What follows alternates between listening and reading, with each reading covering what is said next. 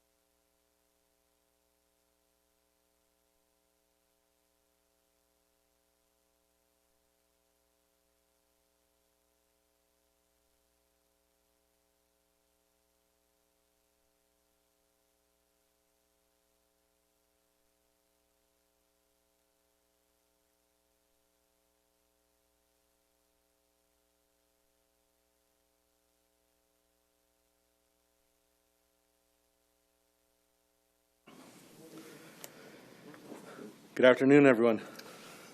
All right. I now call the regular meeting of the Wildomar City Council and Cemetery District to order at 6:03 p.m. City Clerk, roll call, please. Councilmember DiFilippo. Here. Councilmember Moore. Here. Councilmember Morabito. Here. Mayor Pro Tem Nig. Here. Mayor Marquez. Here. All right. And now I'd like to ask Troop 332, will you please lead us in the flag salute?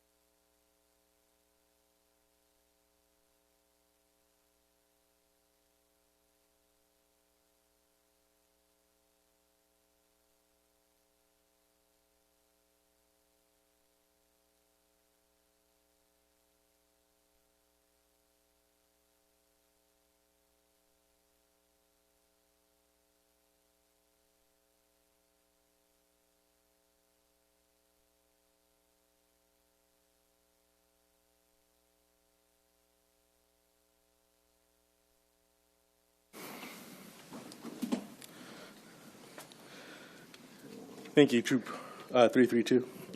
Before we begin, I'd like to remind everyone that SB 707 is in effect, which allows members of the public to participate remotely. If you would like to provide public comment during the meeting, please dial the number listed on the agenda to listen live, then dial *9 to raise your hand virtually. There is a slight delay if you are streaming the meeting, so please call in early so you do not miss the comment section. City Attorney, are there any reportable announcements from closed session? Thank you, Mayor. The City Council met in closed session regarding both of the items that are on the closed session agenda, and there is nothing to report regarding either of those items, and that concludes the report. Thank you, City Attorney. That now brings us to presentations.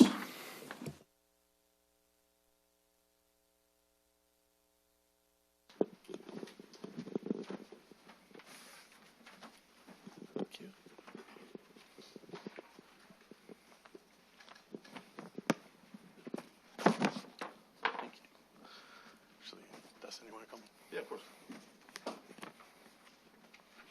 Might need a hand. All right, at this time, I'd like to invite Canyon Dannenberger and AJ Acosta to please come forward.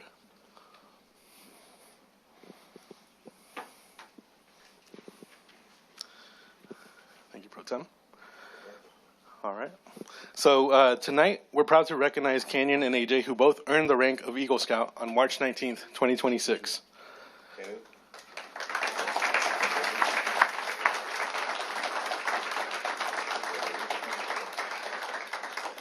They became the 22nd and 23rd Eagle Scouts of Troop 332, respectively. Gentlemen, if we could turn around. Thank you. Canyon, can you tell us about your project? My project, for the past few years that I've been going to my church, I saw a couple of sheds that needed redoing, so I decided to repaint them and do some retouching on some of the wood trimming and made them look much better and way nicer to look at for not just us, but the whole community. We have pictures? Not on me. All right. All right.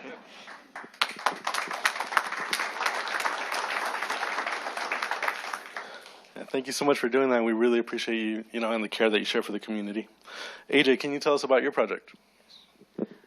So my project was I was removing and I replaced 500 feet of fencing at an ecological reserve. It's called Santa Rosa Plateau. Maybe some of you have heard of it. It was it was by the vernal pools, so it was meant to provide further protection to the endangered fairy shrimp, which are only found in a couple areas, vernal pools being one. So, yeah.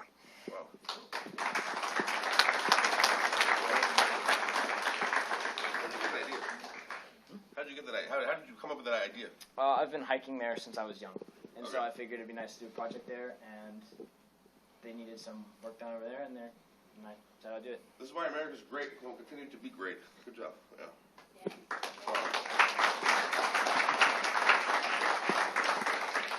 Well, thank you both so much for the leadership and service to the community. On behalf of the City Council and my colleagues up here on the dais, we'd like to present you with these proclamations. Congratulations on achieving the rank of Eagle Scout. And I do have one follow-up question to that before we give the round of applause.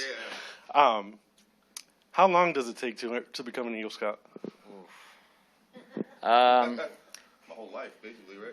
I've been a Boy Scout for 6 years, and so it took me 6 years. But from starting the project to finishing the project, it took me over a year. So it was about 247 hours of my time and my other scouts and my family's time. But it's around 6 years. How about you? Probably about the same. Okay. 1 year less, though, for me. Eagle Scout is Eagle Scout's a big enough deal where you put that on your resume, right, for the rest of your life. I mean, that's something that you're always going to take with you now. That's impressive, man. It really is. At your young age, too. That puts you ahead of all your peers right now. Really good job. Yeah, I have one question though. Before we go, what's with this stuffed animal? What is this? He's my pet. He's gone along the whole journey with me. All right, cool, man. Good job. Well, one more time, let's give them a big round of applause. Congratulations, gentlemen. We're so proud of you. Can we get a picture? Is that okay? Yeah, of course. Hey, man, congrats. Good job. Cheers. Yep. Who are parents at? Right here? Right there. All right, Mom? Everybody else? Where are your parents? Yeah. Yeah, bring them on. Yeah, come on. Another scoutmaster. Oh, you guys want to get in? No, yeah. Yeah, it's a bigger deal. I'll get out. You I'd rather be out. We got the girlfriend taking pictures. We charge $5 a photo. So we'll get it. I'm gonna come right down front. Here we go, everybody. 1, 2, 3. Perfect, we got it. Thank you. One more, 3, Andy. Andy, back up. We can do one more. One more. 3. 1, 2, 3. 1, 2, 3. Do you guys want me to grab one with your phone? We'll share. Okay. All right. Thank you. Great. Good, man. Good job again. Thank you. Good job again. we've got one more. All right. Yeah. You're already here. Yeah.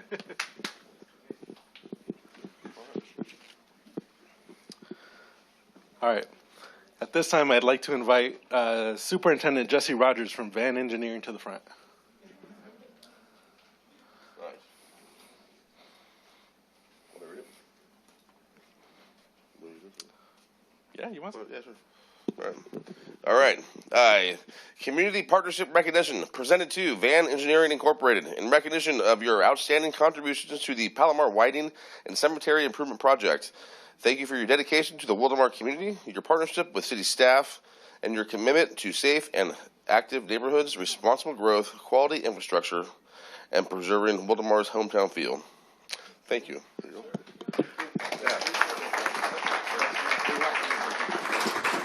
And if I can also just add, we did have 4 of your crew members are Wildomar residents. Is that correct? Yep. So, guys, this is really awesome because we have people that care about our community, doing services in our community, and so we just want to express our gratitude to you and to your to company. You know, it speaks volumes to you guys, for you guys, and can we give a round of applause to the quality work that they did as well? Yes. And Mayor, can we also recognize Jesse that a fire started on Palomar and he was That's first right. on scene to help put that out? Good job, man. Hey, this is why America's great and will continue to be great. Stuff like this. I mean that. See, this community's full of people that care, and that's really what makes Wildomar great, guys. Can we get a picture? No. You guys want to come up? Yeah, Yeah, bring them up. Come on, Enzo.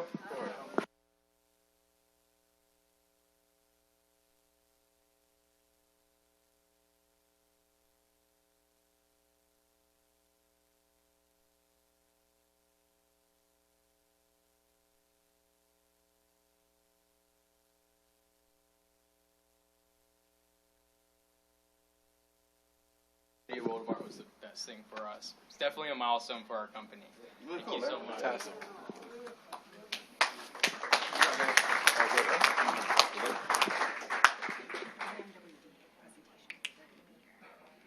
Yeah, so we're good to go.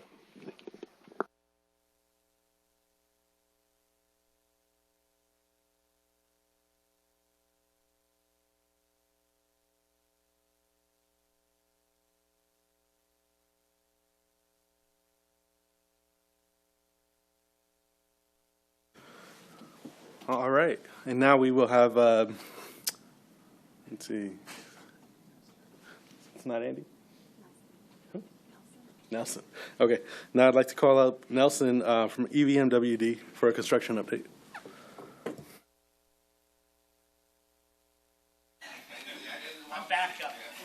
He's my backup. I just wanted to say good evening, Mayor Pro Tem, members of the City Council. I want to also mention the folks that are here with me today. We have our board president, Director Andy Morris, and we also have Jessica Wynn, one of our community affairs specialists. And so collectively, we want to thank the city for this opportunity to share some construction updates with you all, but we also want to just share some of these investments that we're making into this lively, energetic community. Before we do that, just want to talk a little bit of background on the district. The district encompasses approximately 96 square miles. We serve 4 cities: City of Wildomar, City of Lake Elsinore, City of Canyon Lake, and the City of Marietta. We also serve portions of the unincorporated Riverside County. And as you may know, this is one of the fastest growing service areas in the Riverside County. We're approximately 35 to 40% growing, built out, and we're growing rapidly. The district has invested over $600 million to support growth in this region. The district is broken up into 5 divisions. Each division is served by a director. Division 1 is Director Darcy Burke. Division 2 is Director Harvey Ryan. Division 3 is Director Chance Edmondson. Division 4 is Director Matthew Dobler, and Division 5 is Mr. Director Andy Morse. And so that brings us to why we're really here, and it's to talk about a very important project to the city as well as to the district, and that's the Mission Trail Sewer Pipeline Project. This project, why is it important to the city? It's going to allow the district to basically expand sewer capacity for future development needs. So it's going to unlock a lot of development, and it's a key component to that unlocking. And so the project is broken up into 2 phases. The first phase is currently in construction. We're building approximately 3,200 linear feet of 36-inch sewer main in Mission Trail. We're utilizing 2 types of construction. The first type is a trenchless. It's micro-tunneling, and then we also have a short segment of open-cut trenching. This segment, as you can see on the screen here, it extends from Malaga down to our B2 lift station, which sits just south of our Sedco Boulevard, just south of Sedco Boulevard. The project construction is going very well. The anticipated construction completion is March of 2027. We're investing approximately $16 million in this project, and again, we're creating capacity to support future growth. And I mentioned earlier that we're utilizing trenchless technology, and so by utilizing trenchless technology, we're able to minimize the temporary traffic impacts to Mission Trail. And Mission Trail is a big thoroughfare through the city, and so we understand that closing the road was something that we just couldn't do. And so after construction is complete, we will be restoring the work areas to city standards. And just wanted to thank the city for the coordination that we've been having throughout design and construction. We've been working with Jason Farrig and his team, and they've been amazing to work with. And so that takes us to a few other infrastructure investments that the district is making to support growth in this region. The first project is the Sedco Hills Septic to Sewer Conversion Project. This project is broken up into 3 bid packages. It's a fairly large project. We anticipate completing it in spring of 2028. All 3 packages put together, that's approximately $45 million. And the big benefits to the community, we expect reduction in water pollution, reduction in septic odors, and increased property value. The participation from the community has been great. We have 524 opt-ins with 490 right of entry forms that we've received. So just to kind of put it in perspective, the project in its entirety is approximately 41,000 linear feet of pipeline, and with potentially 524 private property owners, they're almost like individual projects where we're going to be going on these private properties and then converting them from their septic system to district sewer. So very huge project, huge lift. And again, we've been working with Jason Farrig and his team. And Nelson, do you have the percentage of what of homes that have opted in compared to opt out? If not, it's okay. It just popped in my head. Yeah, I think it's changing every day. As folks are seeing equipment show up, folks are raising their hand and they say, I want to be part of the project. Yeah. And I think some of the neighbors are even getting involved where they're thinking, hey, you're not opted in now, but it's something that you should consider. Yeah. Right? A lot of folks are concerned about maybe some pollution issues. Cost or it's not really free. Yeah, and then Okay. But it is creeping up. I don't want to give you a false number, but the number is I think the total number is somewhere around 690. And we're at total. 400 something. Yeah, No, so 500. we've got 524, and it's So we're more than 2. it's a pretty big number, and it's climbing every day.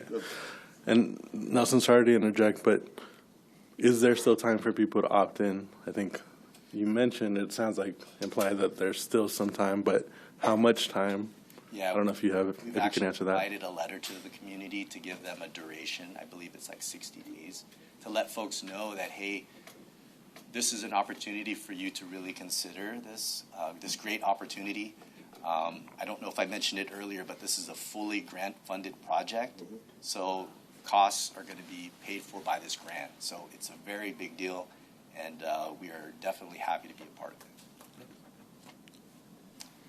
And then finally, it's not a district-led project, but it's a city-led project. I believe everyone here is really familiar with it, but Just wanted to highlight it because of the collaboration. It's the Bundy Canyon Roadway Widening Phase 2 project. As a part of the project, we will be constructing relocating a portion of water line. With the roadway changing horizontally and vertically, it's going to impact our pipelines, and so there are 2 pipelines that are going to be impacted. So the timeline we have there is from around spring of 27 to spring of 29. The project cost for just the water line portion is anticipated to be $8.5 million. And the big reason why this project is major is it's a major investment in reliable water infrastructure that increases water transmission capacity, enhances system reliability, and supports continued growth in this community. So it's a really good collaboration between the city and the district, and just wanted to highlight that and how things are going. Things are going very well, and we look forward to this project kicking off in the future. And so that takes us to almost the end.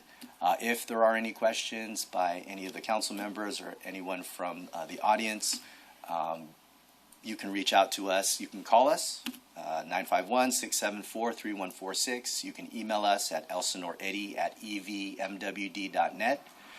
You can go to our website by using the link evmwd.com/construction, or if you have a phone, you can use the QR code on the screen there, and it'll take you to the website, and you can look at some of district-led projects. And then just a final nugget to leave you with, we have an EVMWD 311 Connect app. This is an app that allows the public to be able to report non-emergency water and sewer concerns, stuff like leaks, low pressure sewer concerns, and graffiti on district property. You can either use your phone to take a shot of the QR code, or you can go to Apple App Store and Google Play to download the app. And with that, that concludes my presentation, and I can take any questions. Are there any questions up here on the dais?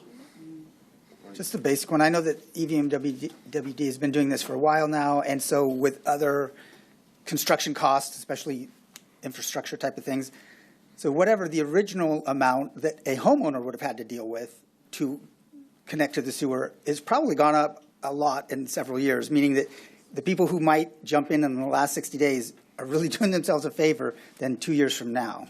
So I'm sure it's a big difference. Not that you have those numbers, but it's not really when you jump in. It's that distinguishes maybe the cost.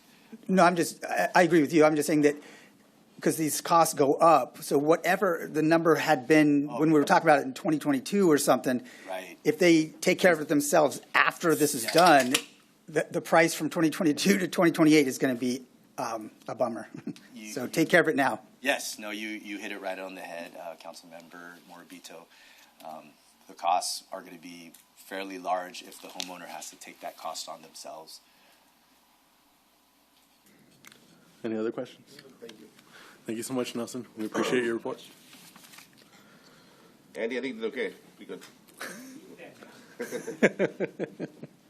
All right. We now move on to department reports. First up, we will have a presentation on the 2026 City Birthday Celebration, presented by Donald Bohanner, our Community Engagement Coordinator. All right.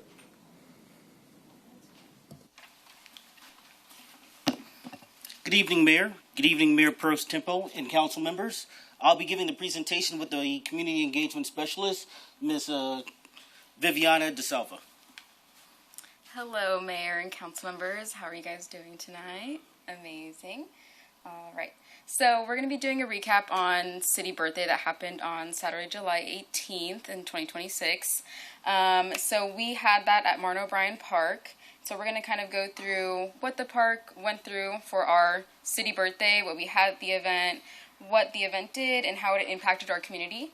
So first off, I want to start off with our attendance. We had 1,300 community members that showed up, which is a lot more than we saw last year. So that is a great plus. We're starting to see a lot more community members come out to our events, which is great for us to have some face-to-face contact with our members, which is the whole purpose of us doing these events in the first place. So let's go into what this event actually entailed for us. So first we had our event from 6 to 9 p.m. We had an opening ceremony that included our mayor and our city council members doing a birthday cake cutting. And we wanted to make this event a little bit more than just a birthday party. We wanted to include a lot more different aspects to include the community more and include a lot of Wildomar's history, bringing in Wildomar's past and showing it what Wildomar could be in the future, and including the community a lot more than just throwing events with just some little things going around. We wanted to include the community in more ways than we have in the past. So we had 2 live bands. We had Leather and Boogie, which is a local band here. That is a family band. They were amazing. And we had Fear Phobias, and a lot of their members are actually Wildomar residents as well, so that was a great plus. Some of our family attractions included inflatables, games, photo booths, and we had Cow Fire did a hose down, which everyone loved. Another addition we had was the dunk tank, which I'm sure Mayor and Mayor Pro Tem loved. We also had local businesses, nonprofits, food vendors, community organizations that participated throughout the park. We had a lot more vendors than we had at the park at many of our events in the past. This was the most that we've had ever, so that was amazing to see a lot of our communities and local businesses come together and support our event. So we did a lot of community-focused celebration, like I was saying earlier. We had local vendors and community organizations that filled our park up a lot. And we saw a lot of people hitting those booths, seeing what they had to offer, buying a lot of things. I personally bought some things myself because there were some things for my dog, so I bought some. And then we had our Wildomar Historical Society bring their little car out so that they could bring some of Wildomar's history in, like I said earlier. They also had some pamphlets and their book as well, so they were able to educate the community on Wildomar's history. And then let's go into our event footprint. So this took a lot of planning, a lot of organization to let this event happen. Like I said, we had 1,300 community members attend, which is the most that we've seen. And we had over 40 vendors total. We had 30 of those vendor booths. 11 of those were nonprofits and informational booths as well, which were a great hit. We had 9 food vendors and 3 fields were used for this, so almost the entirety of Marno O'Brien Park was used. So if you guys know that park, that's a lot of space that we used. And we had this as one giant celebration to incorporate Wildomar's history and our future and celebrate all of the 18 years of incorporation. Oh, hello. Someone log in for us.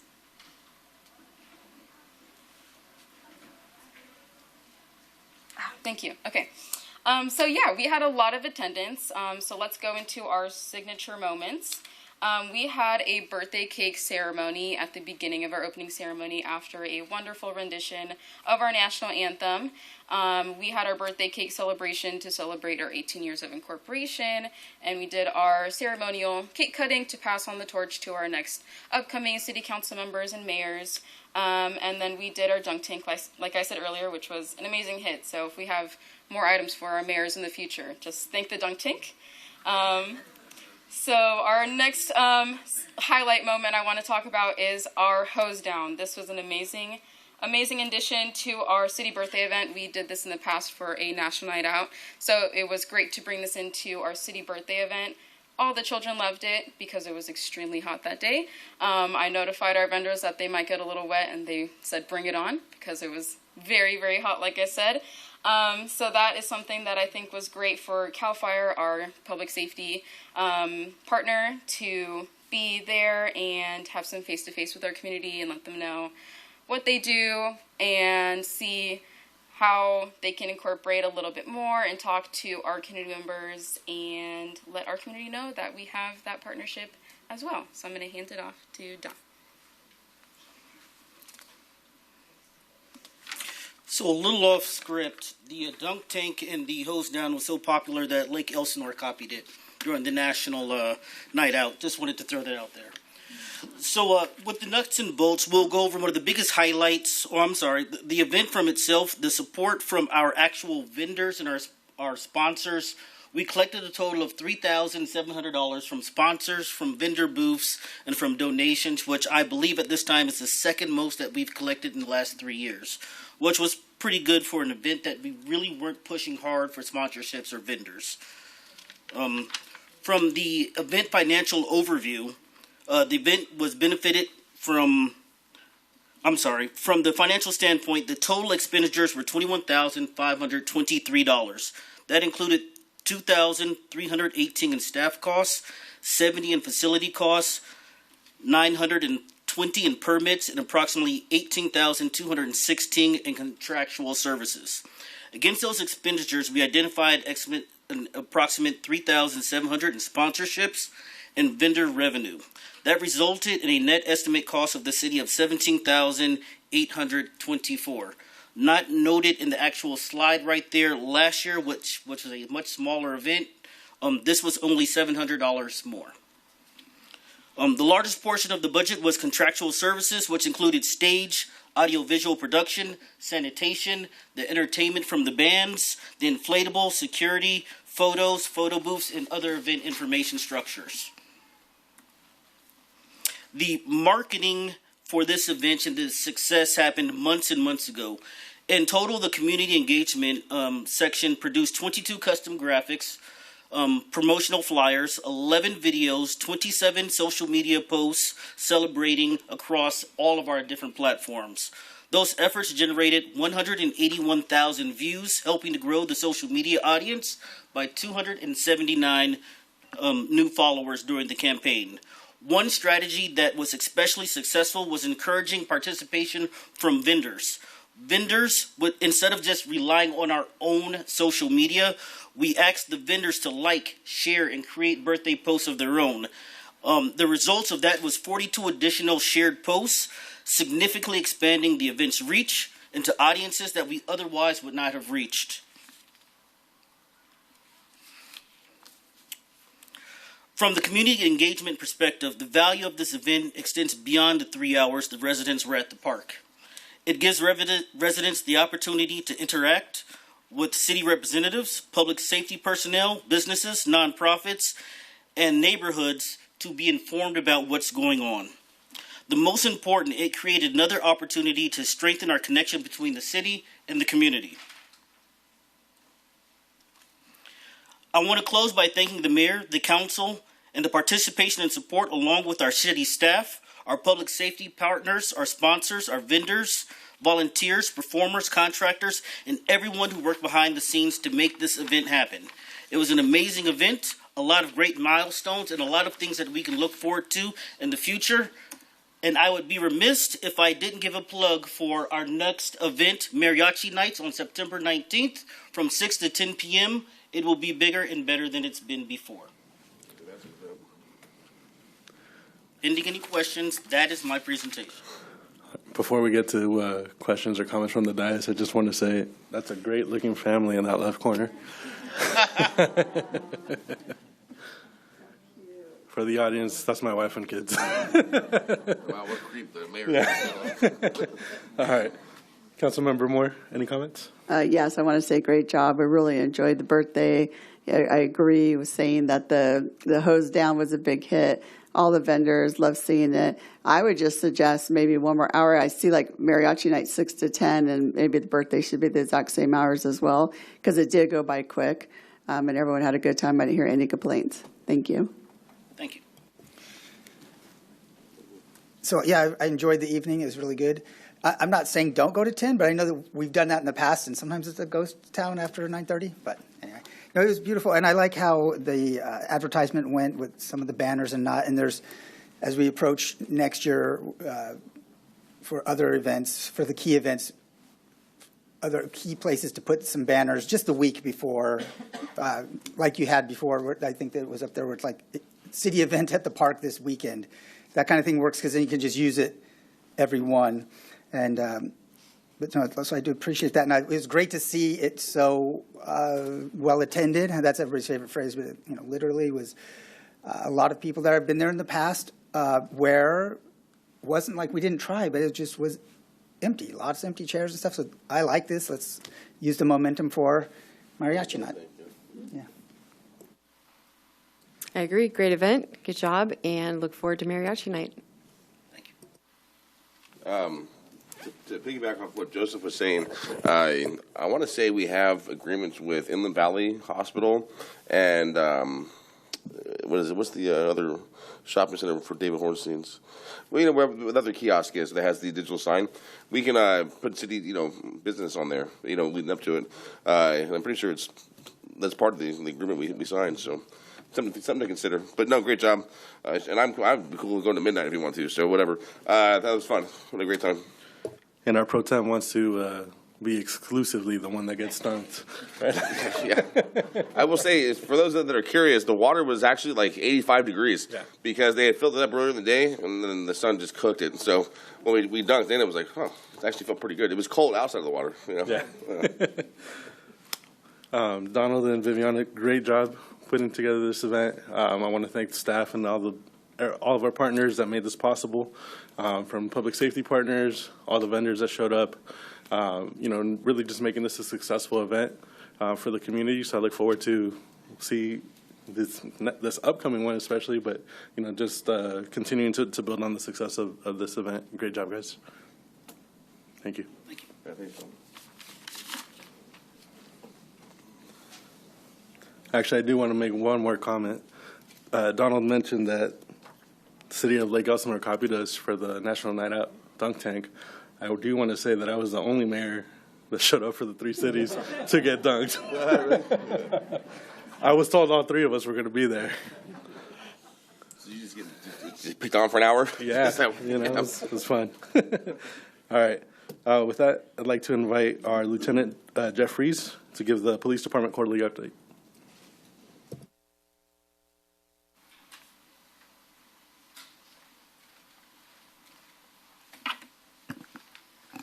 Good evening, Mayor, Mayor Pro Tem, City Council, City staff.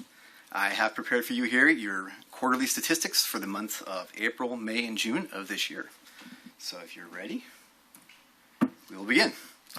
Calls for service. April of this year, you guys had 1,552 calls for service compared to last year, 1,731.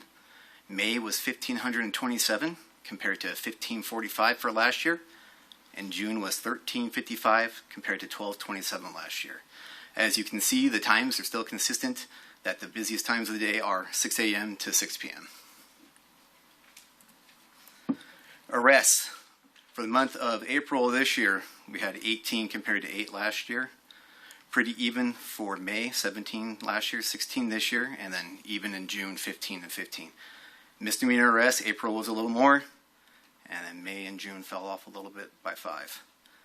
The reason for the spike in April, we did a challenge to the station, and the guys accepted it. Property and violent crimes. For the 6-month period, as you can see, aggravated assault, April, May, June, went up 15 calls for service, basically, compared to the previous 6 months where we only had 8. Just keep in mind with aggravated assault that basically encompasses simple assault, battery, misdemeanors, misdemeanor domestic violence, felony domestic violence, all the way up to assault with a deadly weapon. However, of the 15 calls for service, there were 7 felony calls. All 7 were arrested. There were 5 misdemeanor filings out of custody, and I believe it was 2 or 3 that were just documented reports. Robberies, 0s across the board, which we love to see. There were some sexual assaults. The investigators actually closed out 3 cases with arrests for sexual assaults. 0s across the board for homicides. And then burglaries, we had 8, which it actually went down over the 3-month period compared to January, February, and March. Of the 8 burglaries, we had 1 at the school, church, Cornerstone. We had 2 at businesses. And we had 5 residential burglaries, 3 of which were unfounded. 1, there was a felony arrest. Both business burgs were arrested as well.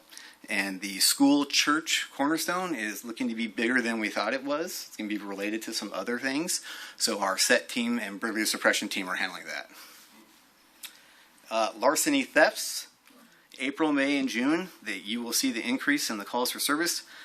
Again, larceny, this is the one I told you about last time, that it encompasses like 35 different penal codes. So you could have theft of fowls, theft of nuts. It's just all over the place. But it also encompasses fraud, embezzlement, and we saw a spike in frauds, which majority of those were sent to the Detective Bureau, and they have been assigned, and they are looking into them. Vehicle theft. We saw 10 for the last 3 months, which is down from the previous January, February, March. Of the 10, 7 vehicles were recovered, with 2 arrests made. And here it is, the breakdowns for you. You can see the numbers again across the board, April, May, and June. So we're down in a lot of good areas. The aggravated assaults did go up a little bit again. But the zeros on the homicides is what we really want to see. Your Part 1 burglary crimes, the burglary, larceny, and vehicle theft, which I already went over. As you can see, we are down in May and June for vehicle theft. We were up slightly, just 1 in April.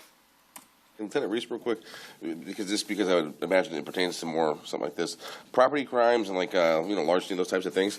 With these arrests, are there repeat offenders included in there? Yes. So there is. Do you know? Do you have that number by chance? How many were repeat offenders? Not off the top of my head. Okay. Were there repeat offenders? Yeah. Okay, and is that due to they get arrested, go to jail, get out, and do it again? Yes. I mean, obviously that's what happened. Obviously that's what repeated means. Yeah. But I guess what I mean is the penalties are just kind of, they're not there to really keep them. Okay, thank you. Correct. Yep.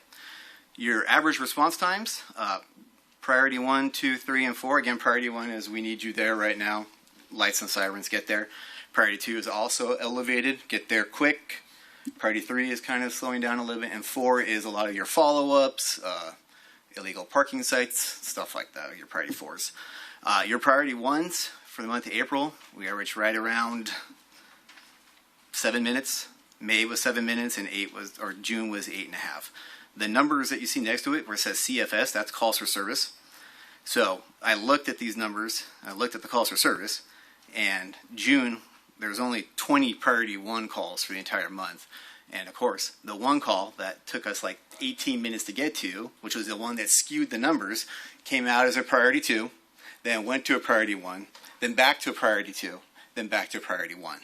So if it ends up in the priority 1, unfortunately, it's the entire time. So you kind of, you downgrade your resources, your arrival, stuff like that based on the priorities. Thanks for getting ahead of that. That's one of those things that stick out. It's like, okay, what happened? Yes, yeah. And as you can see, the priority 1, 2, 3, and 4 across the board, it goes up, right? The times go up, which is what we want to see. We want to see the priority 4s as the highest times, because if we're seeing the 3s and 2s higher than the 4s, we have issues. So right now, we don't have issues. Traffic collisions. April, we had a total of 55, May 64, June 42. And then traffic citations. April, we had 229.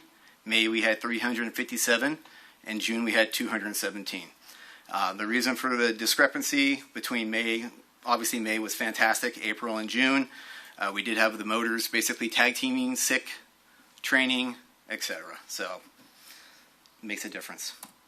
And these are the primary collision factors for the actual reports that were written.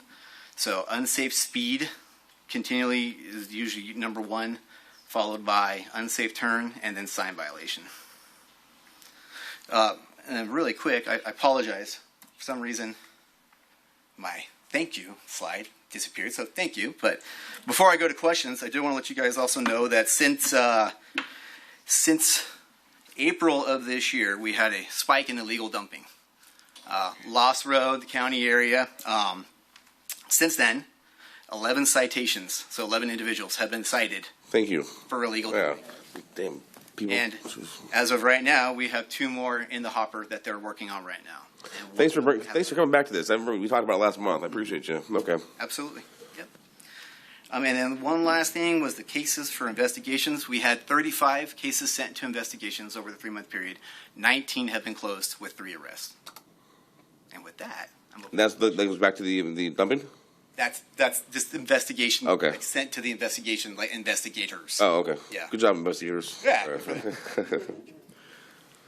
Thank you, Lieutenant Reese. I'll open it up to comments, starting with. The great news on the illegal dumping, we see that as well. So thank you very much. Absolutely. Yeah. All right, I got a couple on there. So on the citations for the illegal dumps, and kind of harkening back to the other about repeat offenders, are we seeing repeat offenders in that yet, or there's actually 11 different people from what we can tell? Actually, 11 different people. Wow, okay. Yeah. So and then, the parents don't do a good enough job raising them, you know? that's it. Part of And we have seen an influx of out-of-county individuals bringing their stuff out here. I wonder if that's because of Wildomar beautification volunteers. Anyway, so maybe you'd help clarify on some, because the burglary versus larceny. Now, larceny is theft and whatnot, but burglary, it sounds like they've got to go inside something to Correct. Okay. Go inside a structure to commit basically a theft. Okay. And then, but one part you mentioned unfounded, so I didn't understand what that So meant. we had 5 residential burglaries. So sometimes people will come home and they'll be like, oh my gosh, the back slider's open, the dog's running around, I don't know what's going on, I went outside, I called the cops, somebody's got to be in there. We'll get to the house, we'll go inside, and the daughter or son has come home and the parents didn't know about it.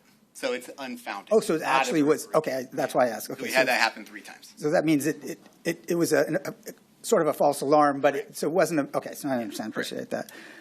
So then one other question on the increase in citations for on the road. A question from a resident was, well, if we've doubled our patrol, then why haven't we doubled the number of citations? Is there an answer for that? Yeah, there is actually. So when Wildomar incorporated the second motor, which was obviously I wasn't here when that happened, I was told that at the time, previously, going back 7-8 months, there was an agreement with the traffic unit that the lone motor that you had at the time was basically getting hammered out here with parking citations, legal parking, this area, speeders all the time. So he asked for help, and the city agreed that we could have motors work overtime to author citations to help out with traffic enforcement. And we had anywhere from 2 to 3 deputies, traffic officers, holding over for 5 hours, numerous times on their, during the week to help write citations. So the numbers actually are pretty comparable with the 2 we have now to the sometimes 3 to 4 officers that were working it. I understand. I appreciate the clarification. Sure. Great. Thanks so much for your report. I have a question regarding the frauds. You said the fraud was up. Is there a certain type of fraud or certain type of victim? Yeah, so like identity theft. Unfortunately, we do see a lot of times with the elderly where, hey, so-and-so, you need to send us $15,000 and, you have a warrant from like 1976 and this will take care of it. So we see that all the time, those types of frauds. So a lot of phone fraud? Yes, okay. A lot. All right, thank you. Absolutely. No, I have my question to answer. Thank you. Good job. Thank you. I guess, which way are mailbox theft trending? I've actually seen a decrease. Yeah, I've seen a decrease in mailbox theft. Yeah, thank you for confirming that. Absolutely. Also, I think yesterday was back to school day, right, for LA or LEUSD. I'm imagining that there's probably some special enforcement to make sure everybody's remembering to be safe for our kids. Absolutely. Yes. Great. Cool. That concludes my comments on that. Thank you so much, Lieutenant Reese. We appreciate you and your team. Thank you. All right. Chief Reed is on a fire assignment, so we will not have the fire department update this evening. That brings us to the Wildomar Library Quarterly Update presented by Sandra Brodigan.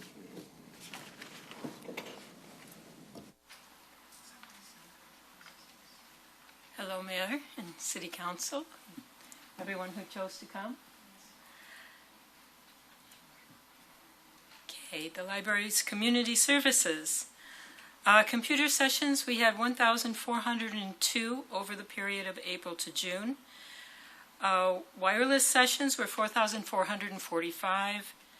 Reference questions, 3,136. Now, reference questions also includes assistance with technology.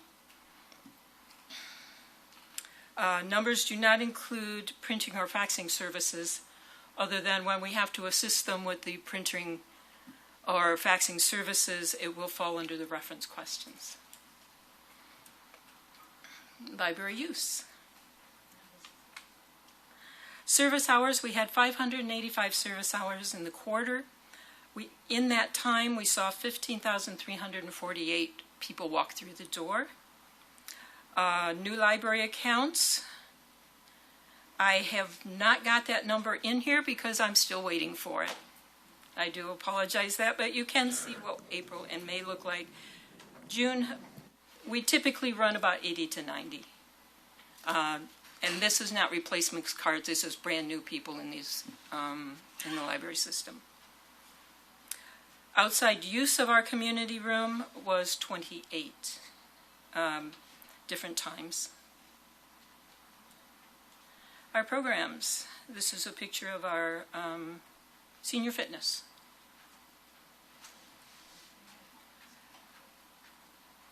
Children and family programs, 31 programs with 761 people attending. Bilingual programs, we had 13 programs with 509 attendance. We had 5 teen programs with 37 attendance. The reason for nothing in June is when they're out of school, they don't come. So we didn't have any programs for them. That has started back up. And we are considering next summer to have a couple of special teen programs during the summer, and we'll try it again now that we're far enough past COVID that people are getting out of their houses. So we'll see what we can do with that. Hopefully we'll find something interesting. Usually for teens it involves food. Adult programs, we had 24 adult programs with a total of 294 people attending. Circulation. The animals you see here is we had a stuffed animal sleepover where the children leave their stuffed animals and they have an adventure over the evening, and then they come back, pick it up, and we have pictures of the stuffed animals' adventures over the night.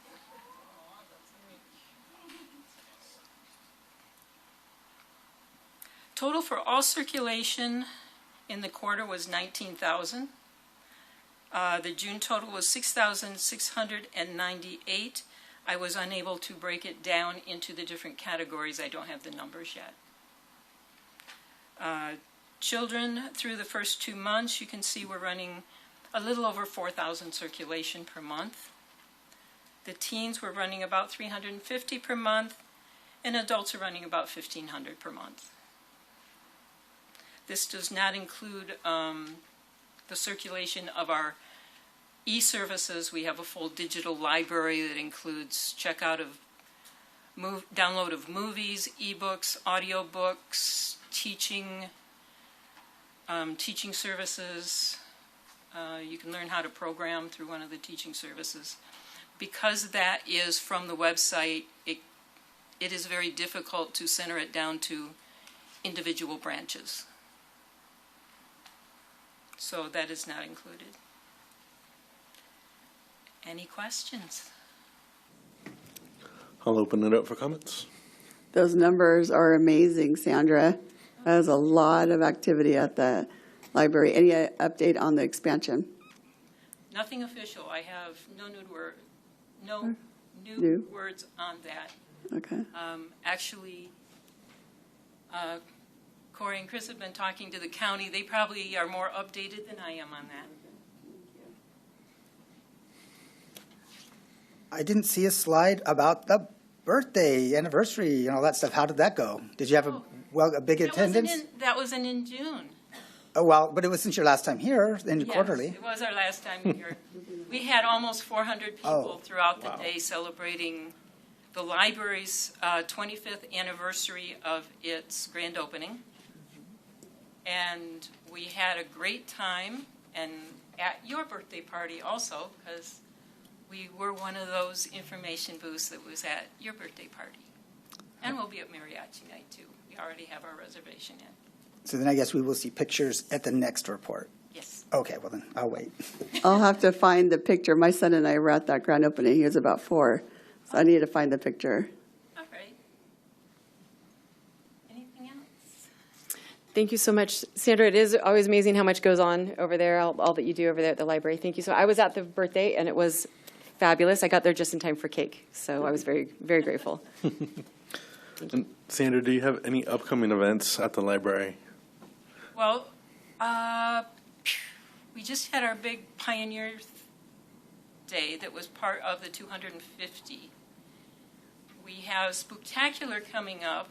We've expanded our Pokemon from once a month to twice a month because we had so many people coming. So now it's the second and fourth Wednesday of the month.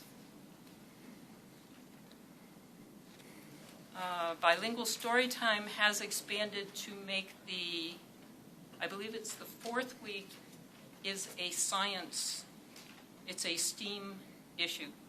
Instead of story time, it's a STEAM time.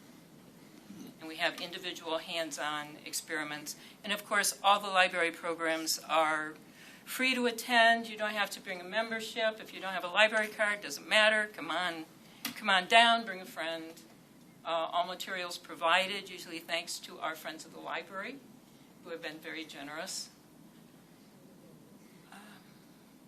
That's about all that's coming to mind at the moment. All right, great. Well, we look forward to that. And we look forward to seeing you at Mariachi Night. Ooh, man, struggling today. Thank you so much for your presentation. Thank you. All right. And now brings us to our Community Development Department quarterly update for April to June by our Community Development Director, Robert Flores.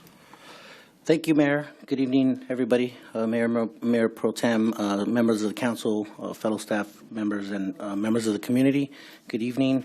Robert Flores, Community Development Director, here to share all the exciting things going on with Community Development Department and our construction activity.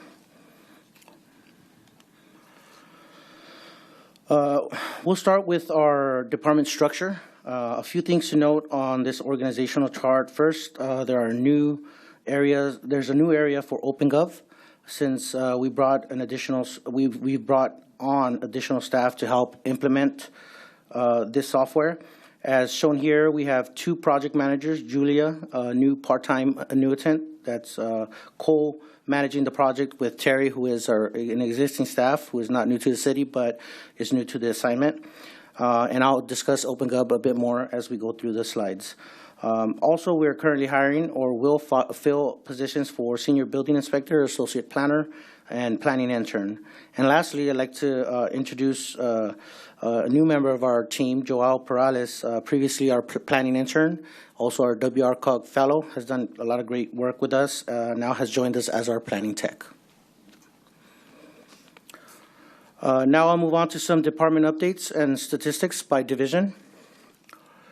We'll start with the public counter. As the slide shows there, we are well on our way to surpass past years on total customer contacts for this year, with a total of 679 contacts this quarter and 1,193 contacts in 2026.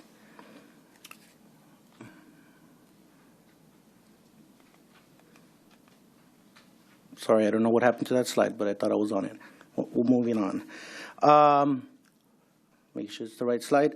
For the building division, thus far we've taken in 226 permits, issued 206 permits, and finalized 226 permits, with a total project valuation and investment in our city of approximately $28.96 million for this quarter that will help us surpass past years if the trend continues. As you can see on the slide there, our Building and Safety Division has been busy ensuring the safety of our community with a total of 29 safety notices issued, from stop work orders to notices to vacate due to unsafe situations.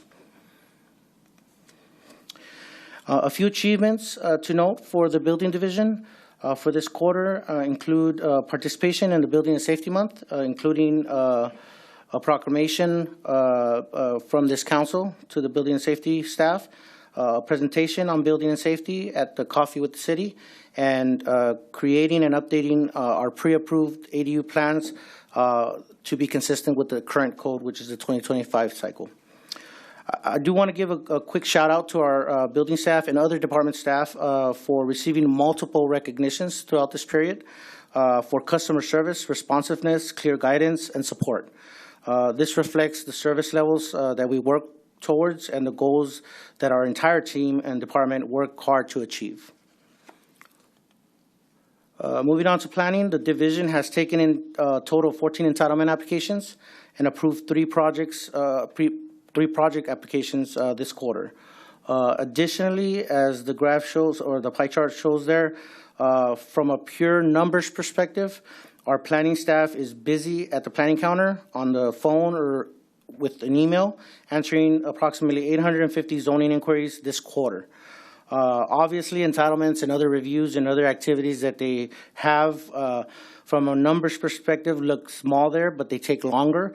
But that just shows the volume that we're receiving as far as inquiries, which overall may correlate with the increased interest in our city.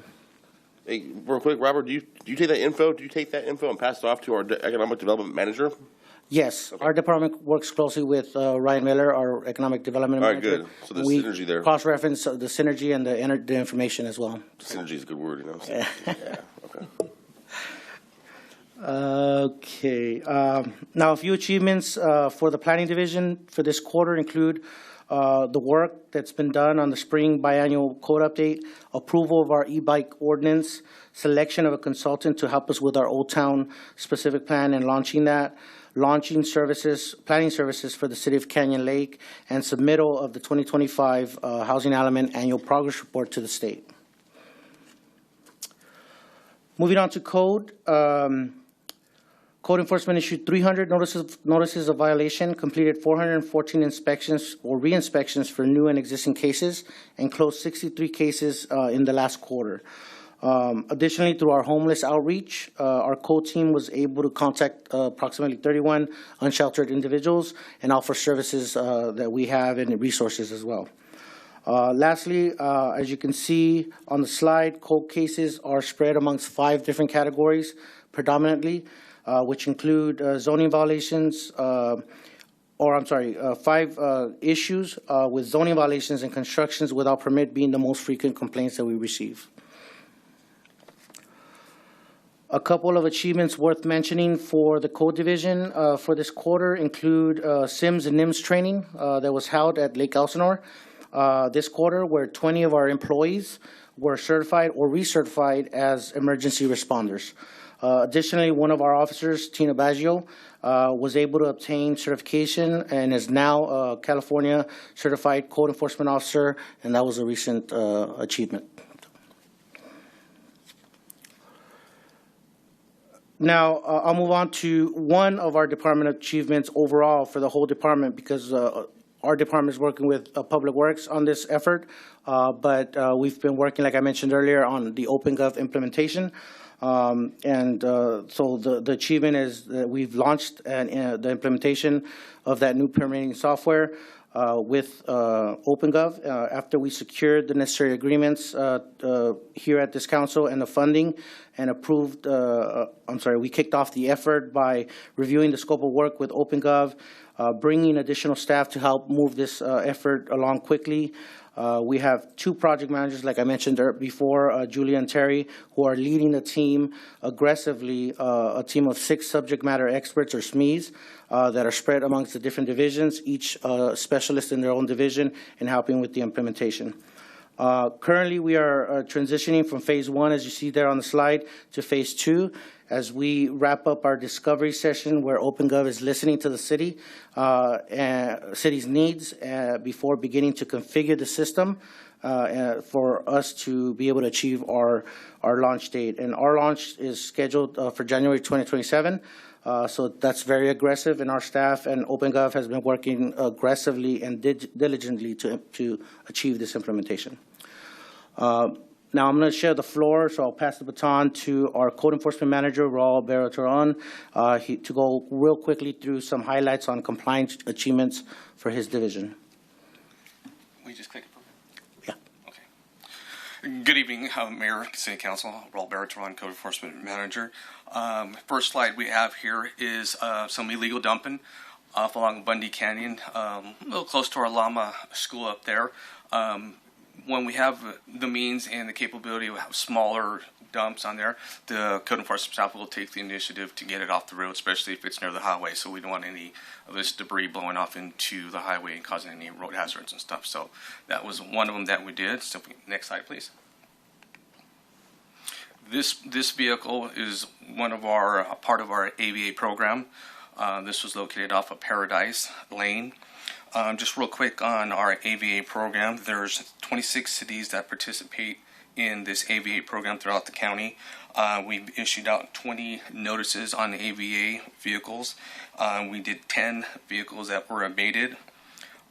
So this is we achieve to get these vehicles and make it look clean and get that vehicle out of our city. Next slide, please. This was an encampment cleanup that we were part of behind the Presbyterian Church, the big vacant lot off of Grape, and I believe it is Victoria Lane. Next slide, please.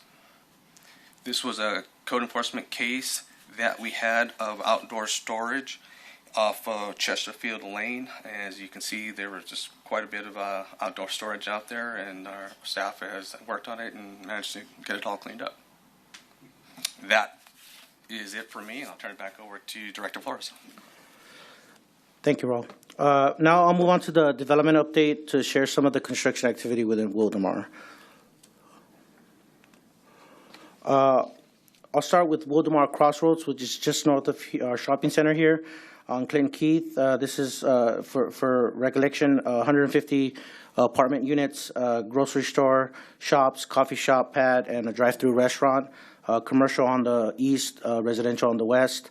As you can see on the slide, the residential construction has commenced and is underway. We are also working hard with the commercial side of the project, which are two different developers, to work through precise grading and building permits so they can also start going vertical on this project. Next, we have the Marriott, which is on Wildomar Trail, just west of the freeway, the I-15. It is slated to be a Town Place Suites by Marriott, about approximately 102 keys. The mass grade and rough grading is in process. Precise grading is approved, but not yet commenced, from my understanding. The developer is working through planning and building items for building permit issuance. After a recent planning approval for minor modifications, they're updating their construction documents so they can resubmit and get their building permits. Next, we have Stable Lanes. This is along Clinton Keith and Stable Lanes on the southwest corner.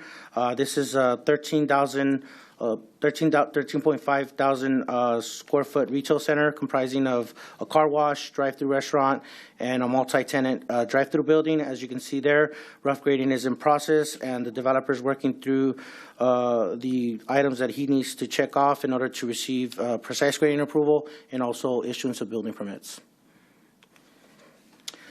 And then Camellia is one of our residential projects on Palomar near the city limits on the southeast end. This is 163 attached units within 30 buildings. As you can see there, the models are underway. The construction has begun, and they're actually pretty close to completion on that. And they're also working on building permits for the rest of the buildings. And Tres Lagos has been pretty stagnant, no real activity. They're working through grant and funding issues. So obviously phase 1 and phase 2 has been completed. Phase 3 has been graded. I'm not sure if precise grading has been done, but it has been graded, and but they haven't gone vertical.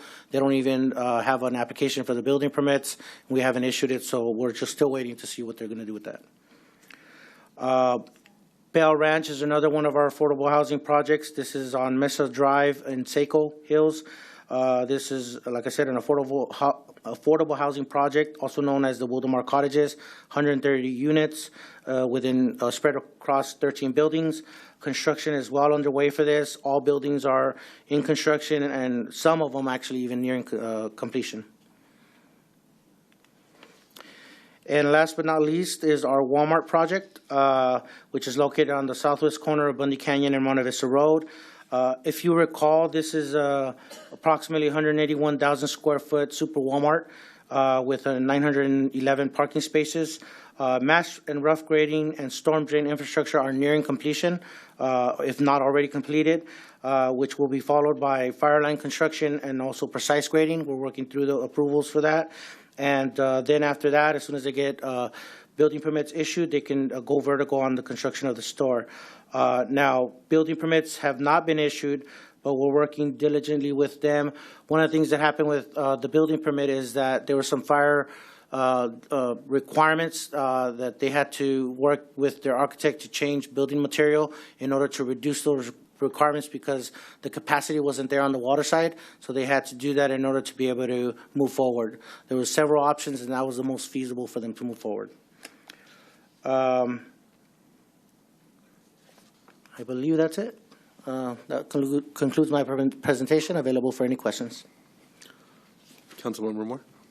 Yes, thank you, Robert. On the Camellia, the Jefferson and Washington intersection, will that be open at the same time these open up? Are you asking for the road improvements? The road improvements. I'll pass it over to our Public Works. Yeah, so they're still working through the realignment. They're planning to start construction on the Washington realignment soon. And for a period of time, there will be a temporary right turn at the new T intersection before they complete the connection. But yes, prior to the opening of the units, we expect them to have the full realignment completed. Okay, thank you. Councilmember Morabito? Okay, I'm going to take your share of questions. On my screen, I still have the Walmart. So just out of curiosity, I'm looking, I don't know if you can see that. So the southern end of the property, maybe that's just some temporary thing while they're doing other, but what is that thing that looks like a large oval track?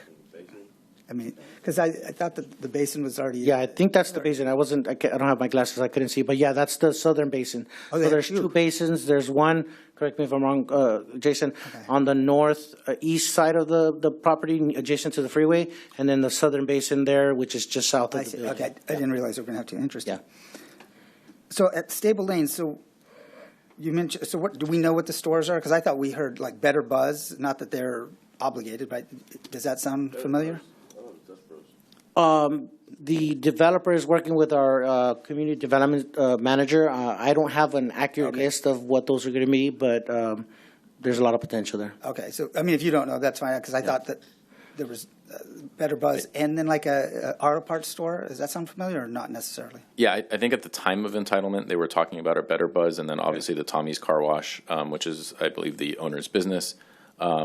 I do recall a discussion about the auto parts store. I don't recall if that was settled, though. Yeah. Well, obviously, it's quite a ways before it's going to be open, so we'll, at the next update, we can ask then what's there. And if Better Buzz doesn't come, that's fine, because we have plenty of coffee on Clinton Key. All right, let's see. So just as an observation, you mentioned Bell Ranch. I was driving home today, and just some of the stuff that it's confusing to me, because anyway, they look nice, but they're right on the freeway, and one of them's a balcony. I'm going, I could just imagine that's my balcony sitting right there staring at that. Just for air quality, I'm kind of surprised they are allowed way above our heads, but that they would even be allowed to. That's just very interesting. Because I'm assuming, because it looked like it's actually an open balcony, not a fake balcony. It is. It's not the most ideal situation. Unfortunately, in this situation, that was the property that the county owned when they processed this project. Typically, we like to augment or enhance the buffers between the freeway and the buildings themselves, the residential buildings, because of the plume and the air quality issues. But, you know, that was the site that they provided, and we did our best to address it. Now, sometimes we do have, like, health risk assessments that are done with the project. I don't know off the top of my head if it was done for this, but I'm sure it was based on the grant funding that was used for this. That's typically requirements for these projects. Okay, so then kind of a follow-up question to the question Bridget had asked about Palomar, and I don't know if you said Washington. I'm going Palomar Jefferson. So, but I mean, they all come together. So I would, you weren't, I don't know, conclusive, because I'm assuming that they have to open before they can have residency there or occupation. Yeah, and if possible, I'd like to just go back and double check that, and then we could report back to the council, because the what is currently ready to open are model homes, and because model homes aren't going to have full occupancy, sometimes the obligations or the requirements differ a little bit for model homes.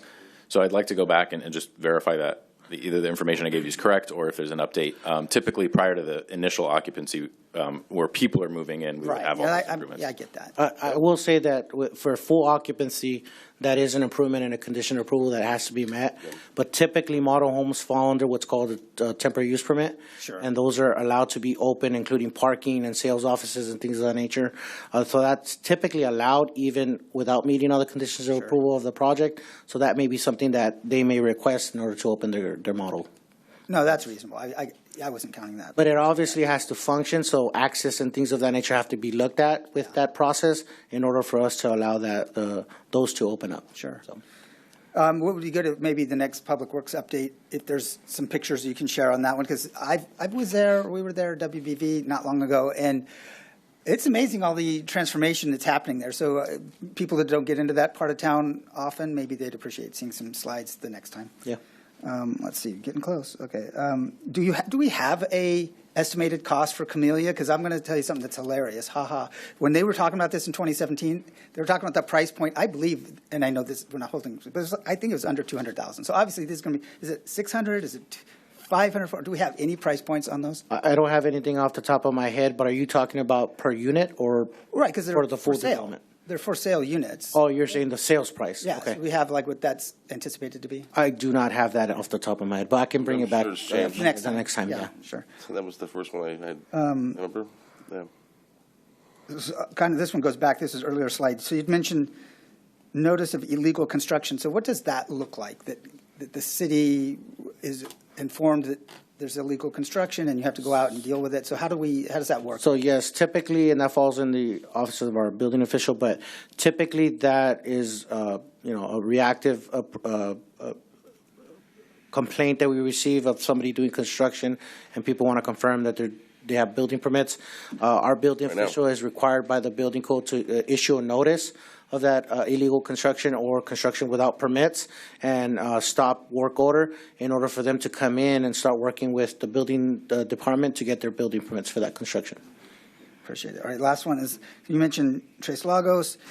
We've been promised a super El Nino.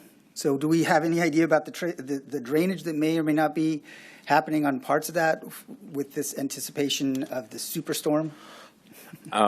So I don't have any specific updates. I know that part of the grading in Phase 3 they've been working on has been the basin.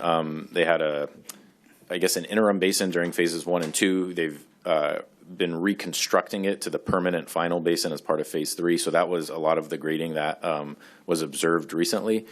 Beyond that, I don't have any further update on any additional drainage mitigation, but we can follow up with that as well. Well, I did notice that there is quite a difference over there. So hopefully that will help solve some issues over there. All right, thank you very much. Not a lot of questions, but I do get a lot of questions myself about Walmart and when that is expected to open. Do you have any updates on that? So we're working through commercial grading, and like I said, they had to take a step back on the building permit. So we were getting close on the building permit, but they had to completely redo their plans to change the materials. So we're waiting actually for their submittal. They're working through some things with our fire marshal. So it all depends on when they submit those, and we're trying to move them through as efficiently as we can. What I will say is that I believe, if from the top of my thought is, Walmart has indicated that they're looking at completing the project before the end of next year. So. Thank you. Okay, let's see. I'll keep it quick. Do we have a timeline for Wildomar Crossroads opening? Residential? Well, for both. Residential, but I'm more concerned with the commercial. On the residential side, I believe they were looking at, if I remember correctly, mid-next year. Mm-hmm. Was that? I know we had some discussions, so that's going to be sooner. On the commercial side, they're a little bit behind. They haven't shared with us a date when they anticipate completing that project for the commercial side. Okay. Next one, we talked about Marriott and the town suites. Do we have an idea of when they're looking at opening?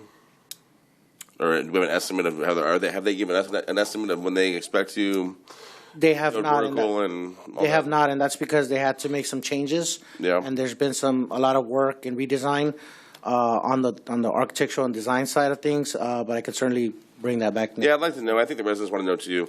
And Jason, so you guys know, we have a coffee with the city every, what is it, the second Tuesday of the month? It's basically coffee with Jason. So, I mean, it's Carlos or I act like, we act like the relay. Like, they ask us the question and we just, hey, Jason, like this. So, Jason, yesterday, he just basically ran the meeting, him and his team. And, actually, surprisingly, because of it's 8 months into the year, a lot of questions have been asked. So, there weren't too many yesterday. But back to Jason. Can you share with us yesterday the Wildomar Trail split right there with the 215? The restriping? Yeah. Yeah. So we have finally received our Caltrans encroachment permit for the Wildomar Trail restriping. Nice. So our plan is to restripe the road from Margaret Lane east to the northbound on-ramps. It'll include 2 eastbound lanes at the southbound on-ramp. So as you're approaching the freeway heading east, there'll be 2 eastbound lanes. One will be a shared through right, so you can either enter the freeway or continue through. And then as you get to the bridge, one lane will drop and become a left turn lane, and the other will continue east. With that, we're also planning to repave the road from the southbound ramps all the way to Western Way as part of the restriping. And then we are also looking to add a U-turn movement at the traffic signal at Margaret Lane to make it easier for folks who are leaving the Kaiser facility to U-turn and get back onto the freeway safely. Are we looking at repaving before the restriping? So we will we'll remove all the existing striping. Yeah. We will we'll do what's called a fog seal, which is just like a surface coat from Margaret Lane to the freeway because that pavement's new. And then we will completely repave from the southbound ramps all the way east to Western Way, past Monte Vista. And then we'll restripe that all of it from Margaret to Western Way. So is there a way to do some of that back, like maybe not all of that, what you just said? And I'm asking just for the purpose of speed, because the traffic with the school year started and everything else. Can we just restripe everything now and then start doing the fogging and repaving, whatever it is, and then? Well, the work is scheduled to start next Monday. Okay, fair. Okay. Yeah. Never mind then. So we're expecting about I think about 2 to 3 weeks. Okay, and between the government factor and the 2 weeks there, and the El Nino, so next year sometime. I'm playing. All right. Jason, thank you very much, man. But it's not, and then back to your comment, Joseph, about the Camellia project. That was one of the first projects I had dealt with when I got elected. And yeah, 200 grand, shit, no way now. It's probably 4, 5, 6. So that was a big issue because Marietta, it was the neighbors' backyards. So, all right, thanks, Jason. But I just want to, so we're going to put out information on this. Restriping? Yeah. Well, social media, heads up drivers, 2 to 3 weeks. Yeah, so we'll be working with community engagement department to make sure we get the notices posted. And some of the work will be at night because the on-ramps will have to be closed and the off-ramps. So the paving work will happen at night. And let Kaiser know as well because people go into appointments. Yes, yeah.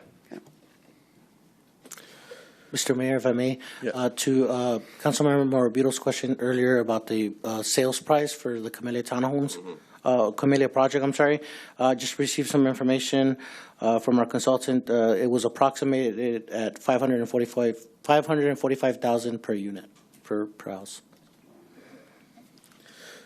Thank you so much for that presentation, Robert. I just want to give a quick shout out to our code enforcement team for showing up in full force at National Night Out. Appreciate seeing you guys out there. All right. That concludes our department reports and brings us to public comments.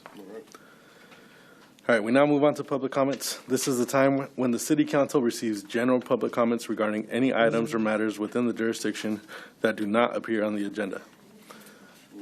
Per the Brown Act, City Council members are not allowed to respond to public comments not on the agenda. If you are on the phone, press *9 to raise your hand virtually. When the clerk calls the last 3 digits of your number, press *6 to unmute, and then state your name for the record. The clerk will announce a 1-minute warning at the end of the 3 minutes. The phone will be muted. City Clerk, do we have any public comments? Yes, first is Malia and Susan.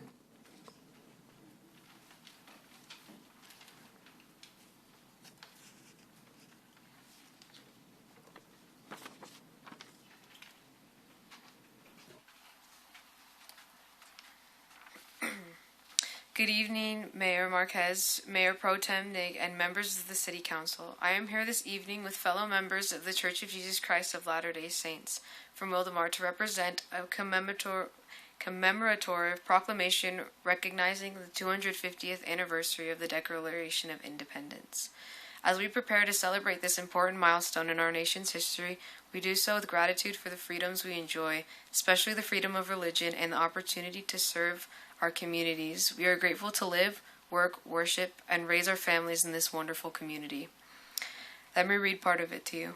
Whereas the year 2026 marks the 250th anniversary of the founding of the United States of America, a nation established upon principles of liberty, justice, representative government, and the God-given rights of all people.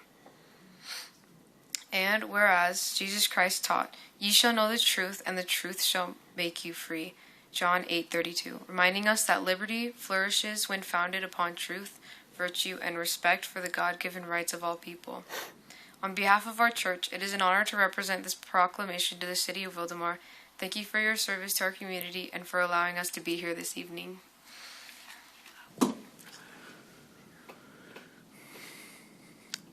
Well, it's not often, I think, at least during my time up here, that we receive a proclamation. We're usually the ones that are giving one. So, Council, if you would like to join me down there.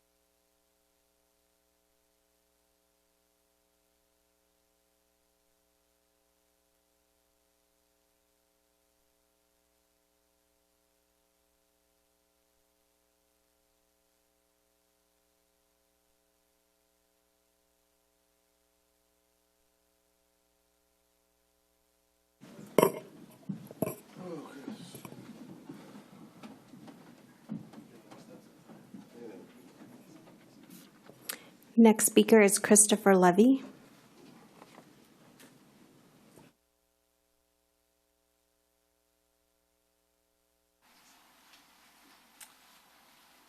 Hello, Council. My home, along with 15 others on Whispering Lake, are currently located in FEMA-designated flood zone AE because of Marietta Creek. The AE flood zone designation requires homeowners on Whispering Lakes with mortgages to purchase expensive homeowners insurance. When Beezer Homes developed the Boulder Creek community between Grand Avenue and Big Vicar, they graded all the lots out of the flood zone. In November 2024, Beezer Homes completed and submitted an elevation survey to the City of Wildomar to verify the homes on Whispering Lakes or Whispering Way were now out of the flood zone. As of today, FEMA has not revised their flood zone map for Wildomar to remove the Whispering Way homes from the AE flood zone. The bottom line, the homeowners of Whispering Lakes are unnecessarily paying for flood insurance, which in many cases is more expensive than fire insurance.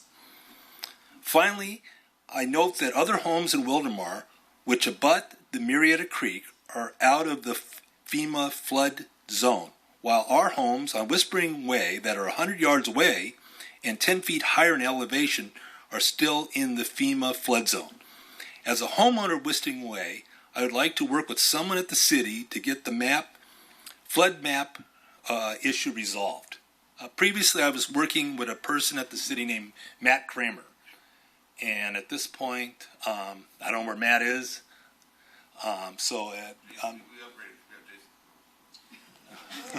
Yeah, I can reach out to you after. Okay, and I put my information on the public comment card. Thank you.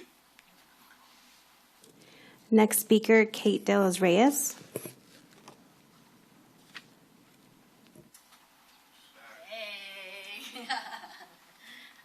Good evening, Wildomar. It's me again, Kate De Los Reyes. I work as the program coordinator with CARE, Communities Advocating for Resident Empowerment. Thank you, everyone who presented. Yeah. Also, like, the stuffed animals, like, spending the night at the library. That's so, dude, I love the library. Also, yes, I work at the Tres Lagos Apartments. I would love to have an office in Phase 3. But thank you for all that you do. Thank you for all what you guys do.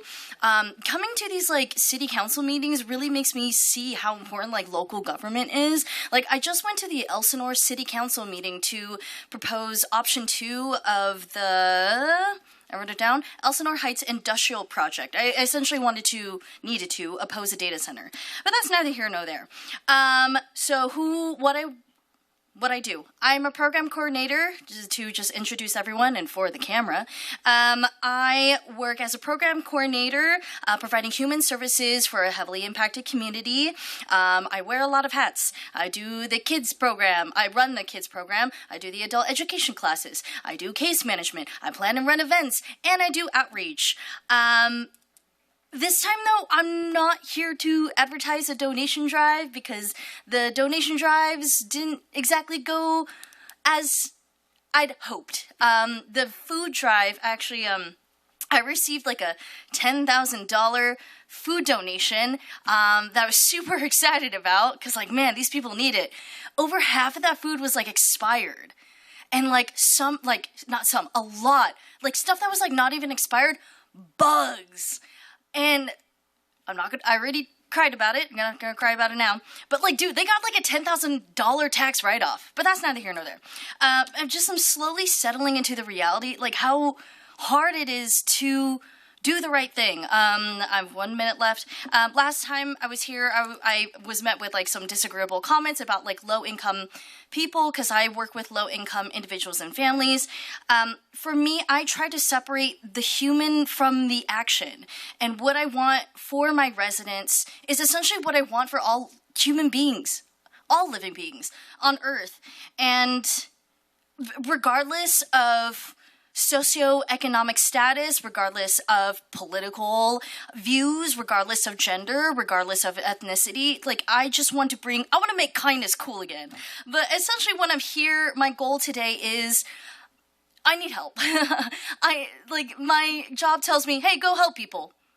Okay, what do? I don't know, you'll be fine. It's like, what?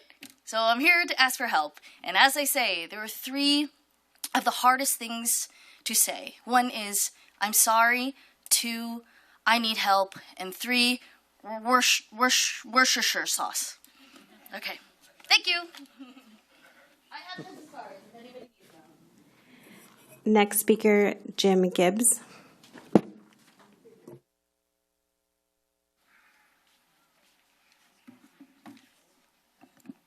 Good evening. My name is Jim Gibbs, and I'm a resident of Wildomar. I've lived here 30 years. I'm also an educator. I have some concerns about the growth in Wildomar, and the thing I'm concerned about are the 2 proposed projects on Wesley and Como. There's 4 streets involved: Palomar, Mission Trail, Como, and Wesley. If you put over 150 houses in that area, the traffic is going to be horrendous. So there needs to be a traffic study to figure out, is this doable? I don't think it is. One of the things I like about Wildomar is it's rural, it's open, and these are going to kill off 2 open areas that I think should stay open. Okay? The second thing is environmental. There's things like the gnatcatcher, there's things like red-tailed hawks, there's things like the San Diego horned lizard. These are federally protected species. So I want a CEQA study on these 2 projects, which is a law signed into law in 1970 by Ronald Reagan, but we need a sequel law. We need a ruling, environmental study of these two projects. Third, I live in Windmill Farm Estates, and it's zoned for half acre. These are not half acre lots. And when I'm told by people, well, you won't notice the Section 8 housing, I'll notice it because they're going to be wandering into my neighborhood. Okay? So there needs to be a study on the zoning laws here because this whole area is half acre or bigger. And the next thing you need to look at is the companies involved. Do they have a bond? Are they using U.S. workers? What's their history? I've talked to people in the ranches, and they're not too happy with some of the building that the developers did. So who's going to pay for this? Make the developers pay for it. But the traffic alone on Mission Trail and Palomar and Como is going to be horrendous, and Wesley. And also I don't like the fact that these decisions are being made by people that don't live on Como, don't live on Wesley. Like when the governor says SB 350 or SB 35, we're going to come in and we're just going to put these houses in here. That's just wrong. If the majority of people in Windmill Farm Estates, I can't find anyone who's for this, if we're against this, we shouldn't have it. And I can give you example after example of cities like La Mesa, like Compton, like Southgate. Compton used to be nice. It used to be a nice place. There was farming, there was manufacturing, and unfortunately in 1970 they started bringing people in, Section 8 housing, and it ruined it. So I want you to think about these two projects, whether we should have them or not. Thank you very much. Next speaker, Earl Kirkley.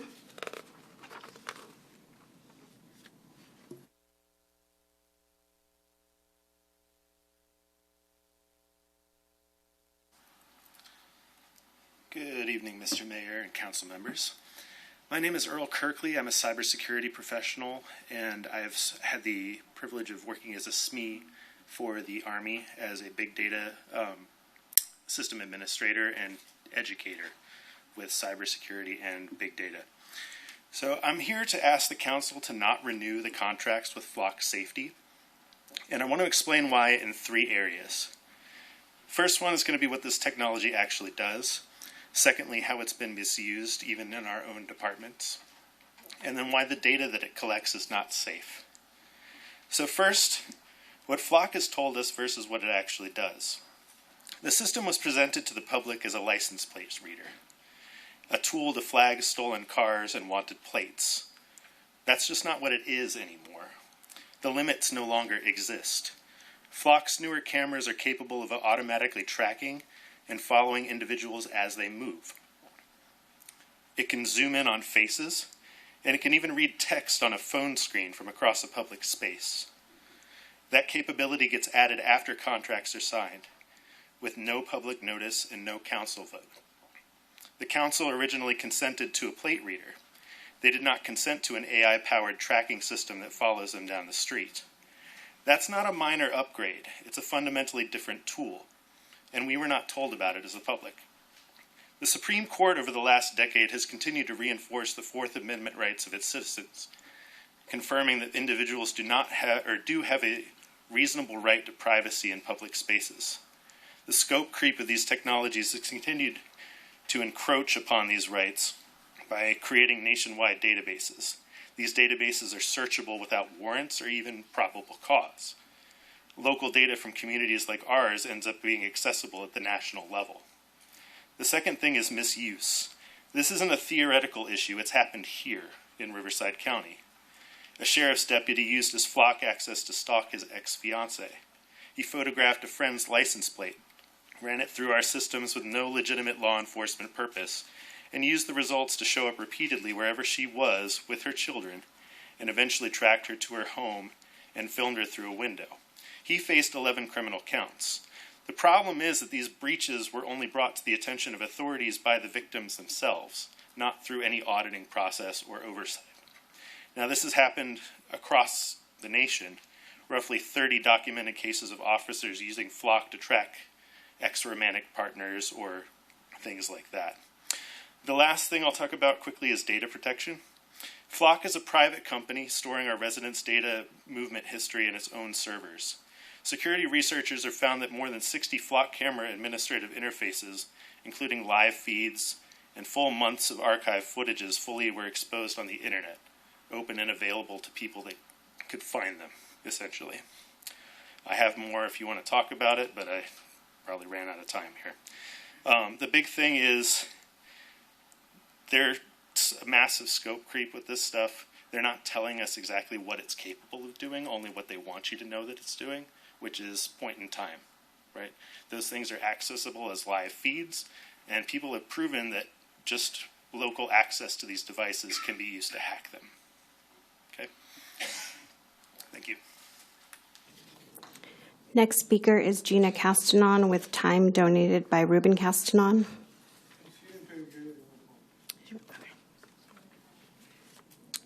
Next speaker is Stephanie Lauderdale.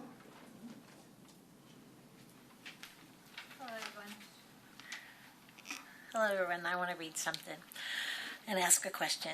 I want to ask you all on our board a question.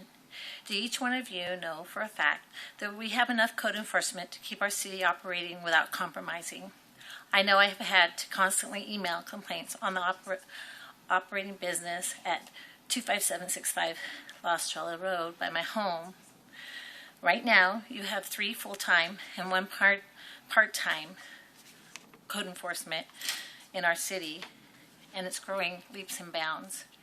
Can we at least make that part-time code enforcement, which is 20 hours a week, a position to full-time? Recently, I was asked to send in pictures of all the cars at this business, and which I've constantly done. And all of a sudden, now those cars are parking on the other side of the property where I can't take pictures from my property. So I don't want to engage in going around and taking pictures. I was taking them from my property at this time. So anyways, I just don't know what's going on, and I feel that code enforcement, you need more code enforcement to deal with these issues. Thank you. Hey, bro, do you hear that? Were you tracking her with the cars? All right. Next speaker, Monty Goddard.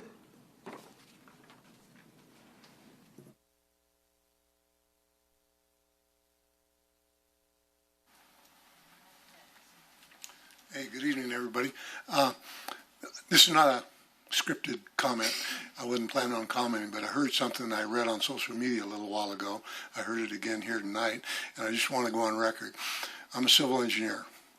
In 2016, on the environmental impact review for that Baxter Village project, which is the piece of land that Kaiser's located on, I commented that before there was any construction on that site, certainly before there was any occupancy on that site, they needed to restripe and provide a right turn lane at what was then Baxter as it approached the I-15 for southbound traffic.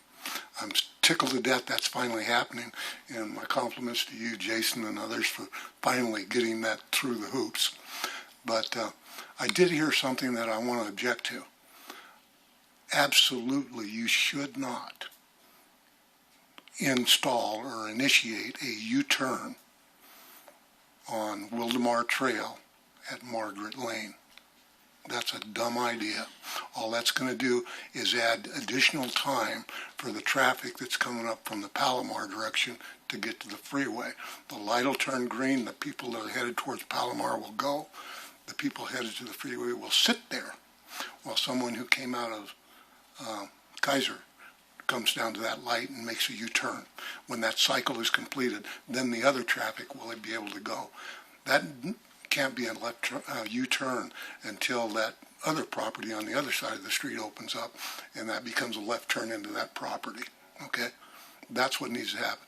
You need to force people, when they leave Kaiser, to exit the parking lot at Margaret Lane, go to the light, and make a left. Thank you. That Kaiser, I realized that because I went out the way I came in. I'm like, oh shoot, I got to done a Palomar, but leave it Margaret is just left turn. So No other speakers. All right. Do we have any changes to the agenda? Yes, Mr. Mayor. Items 2.3 and 3.2 are going to be continued to the September City Council meeting. Is it 3.2 or 3.3? I'm sorry, 2.3 and 3.2. Okay. Thank you. Mayor, if you'd like to continue those items to the September 9th meeting, I would recommend doing a motion. All right, I'll make a motion to remove 2.3 and 3.2. And continue to the September 9th Yep. meeting. I second. All in favor? Aye. All opposed? Motion carries 5-0. We're just handling business. All right, this item is continued. However, if you would still like to provide public comment, please raise your hand or come to the podium when your name is called. City Clerk, do we have any public comments? No public comments. All right, do we have a motion to table? Well, we just did that. Motion to approve the agenda as Modified. modified. I'll second that. All in favor? Aye. All opposed? Motion carries 5-0. All right, we now move on to the consent calendar. City Clerk, are there any public comments on the consent calendar items? No public comments. Do I have a motion to approve the consent calendar? So moved. Second. All in favor? Aye. All opposed? Motion carries 5-0. We're just handling things right now. Damn. We're playing catch up. Yeah. All right. This brings us to agenda item 2.1, ordering the levy and collection of charges for fiscal year 2026-27, county service areas presented by Public Works Director and City Engineer Jason Farag.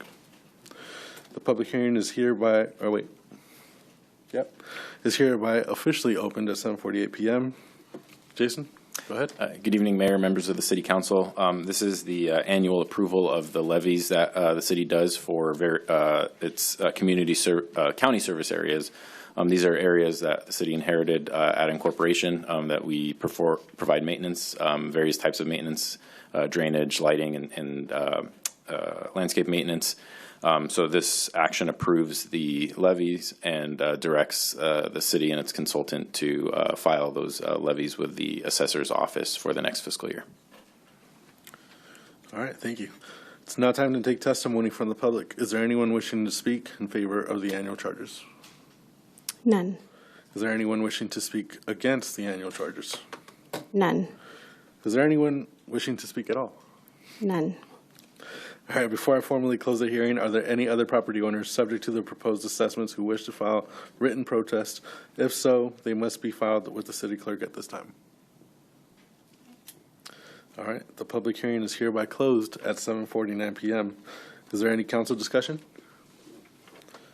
Do I have a motion to adopt resolution number 2026-52, adopting county service area charges within the city of fiscal year? So moved. Second. All opposed? Aye. Right. When you say all opposed, what a mess. What are you messing with us? All in favor? Jokes. Aye. See if you guys are paying attention, man. I was paying attention. I heard. All in favor? I did. All in favor? Aye. All right. Any opposed? Well, I didn't answer it. I'm just trying to think what I want to do now, you know? So. Motion carries 5-0. All right. That brings us to agenda item number 2.2, Landscaping and Lighting Maintenance District number 89-1-C for fiscal year 2026-27. Assessment, levy, and collection presented by Public Works Director and City Engineering, Jason Farag. The public hearing, public hearing is hereby officially opened at 7:50 p.m. Mr. Farag. Good evening again, Mayor, members of the City Council. Similar to the prior item, the city maintains several landscape and lighting maintenance districts citywide. This includes drainage, trail maintenance as well, and then landscaping maintenance. The approval of this item would approve staff and its consultant to file the levies, the annual levies, with the county assessor's office for the next fiscal year. All right, it's now time to take testimony from the public. Is there anyone wishing to speak in favor of the annual assessment levies? None.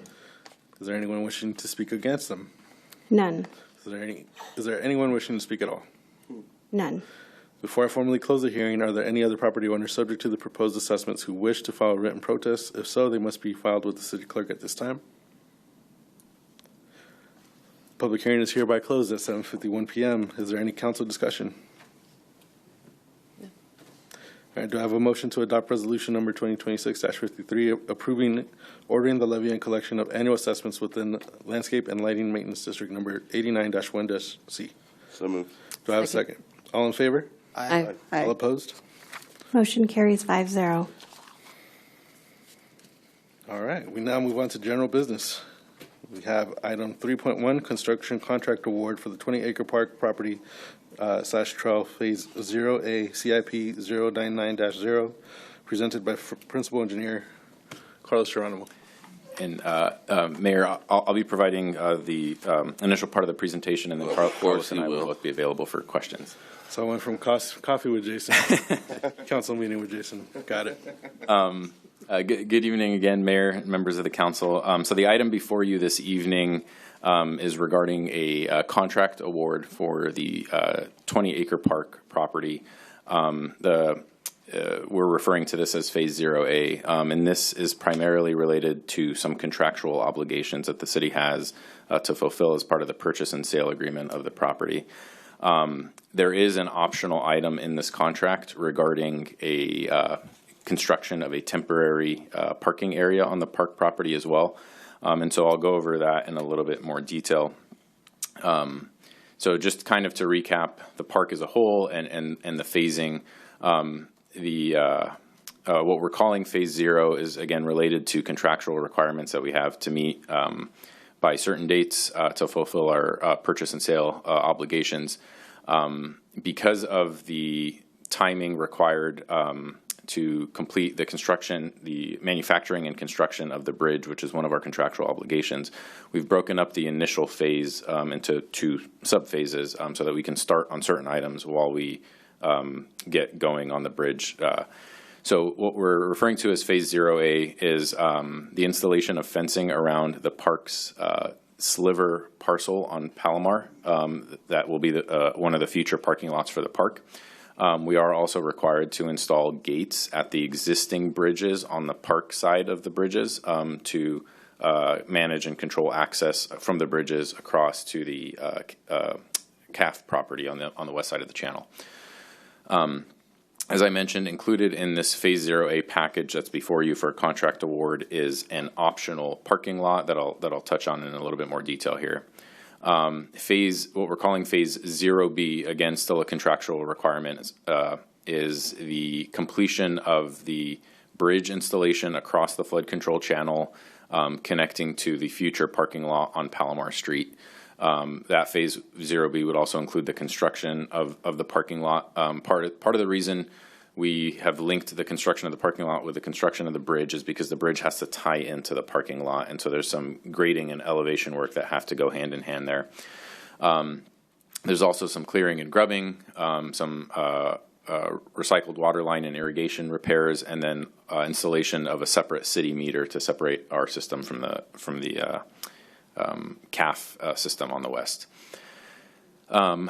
Looking ahead, Phase 1 includes an improved trail system on the existing property. And this phase does not have a schedule as of yet because it's an unbudgeted phase. So we know that it's a future improvement. We don't have the funding for it, and so we don't have a schedule for it. But this phase primarily includes an improved trail network, including prefabricated restrooms, some additional site improvements and utilities, and then additional landscaping on the site. What we refer to as Phase 2 is the ultimate build-out of the park. Again, we don't have a schedule for this because of funding limitations, but this would include all the other amenities included in the park, including additional landscaping, further trail enhancements, final beautification and amenities, and then just the full build-out. So as part of the action before you today, one of the actions staff is recommending that the council discuss and provide direction to staff on an opening of the 20-acre park property as it is today for public access to the existing natural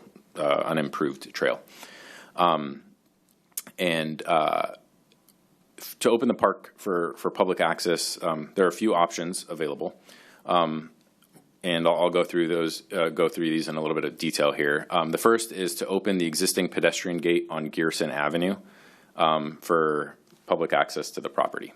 Another option is to construct a temporary parking area on the park property with access from Gearson, because Gearson is an existing public road. It's not contingent on the bridge to get us access from Palomar Street.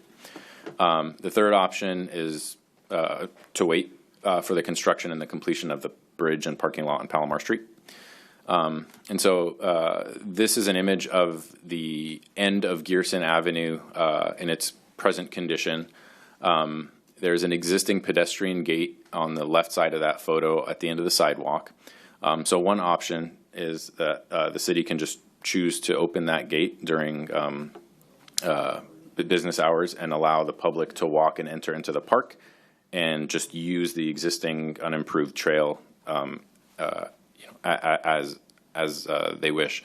One thing I do want to note, in any of these conditions, this initial opening does not propose to improve the trail. So there's an existing walking path on the park property. If the park is opened in this condition, that path is not being improved, and it's also not something that the city would actively be maintaining. So the public would be using the property at risk in its current condition.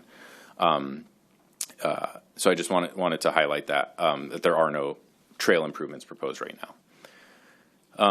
The second option, which is the temporary parking area, and this is included as an optional item in the contract award, is this temporary parking area from Gearson. So we would remove the barricade that you saw in this prior photo, remove the existing gate or fencing, install a vehicle gate with an access road to a gravel parking lot. This would be a temporary parking lot down the road when this area is fully improved. So this is just a drafted exhibit of the parking area with Gearson on the right side of the screen. This is the ultimate build out of the park. So this shows the future extension of Gearson as a cul-de-sac with the ultimate parking lot just to the left there. So the temporary parking lot would be temporary. When we go to do these improvements, it would be removed. Some of that material could be reintroduced into the site as base material, but it is an interim or temporary improvement. The third option that I mentioned is the permanent, one of the permanent parking lots on Palomar Street and the bridge across the flood control channel to get to the park. A few other options we have not evaluated, but they are just options, so I wanted to highlight them. One is to build the extension of the Gearson cul-de-sac and complete the permanent parking lot construction on the Gearson end of the park. Another option that we have not yet explored is providing access from South Pasadena Street for pedestrians to walk along the flood control channel to get to the existing pedestrian wooden bridge and across to the park. Both of these options have other implications, namely there are a lot of additional environmental mitigation requirements that would have to be met with the construction of the permanent parking lot. This access would also require permission and coordination with flood control and potentially also with CAF to get across that portion of the channel and possible improvements to the access road along the channel. So as I mentioned, the item before you is a contract award for this initial, phase 0A. There is a base bid item, and then there's an additive or optional bid item. So the base bid, as I mentioned, includes some of our contractual obligations, including the fence installation with screening, including gate installation at the existing bridges. And the optional item is the temporary parking area on Gearson that I showed in one of the earlier slides. So the council can award the contract and choose to award only the base bid items and not award the optional temporary parking lot, or the council can choose to award the entire package.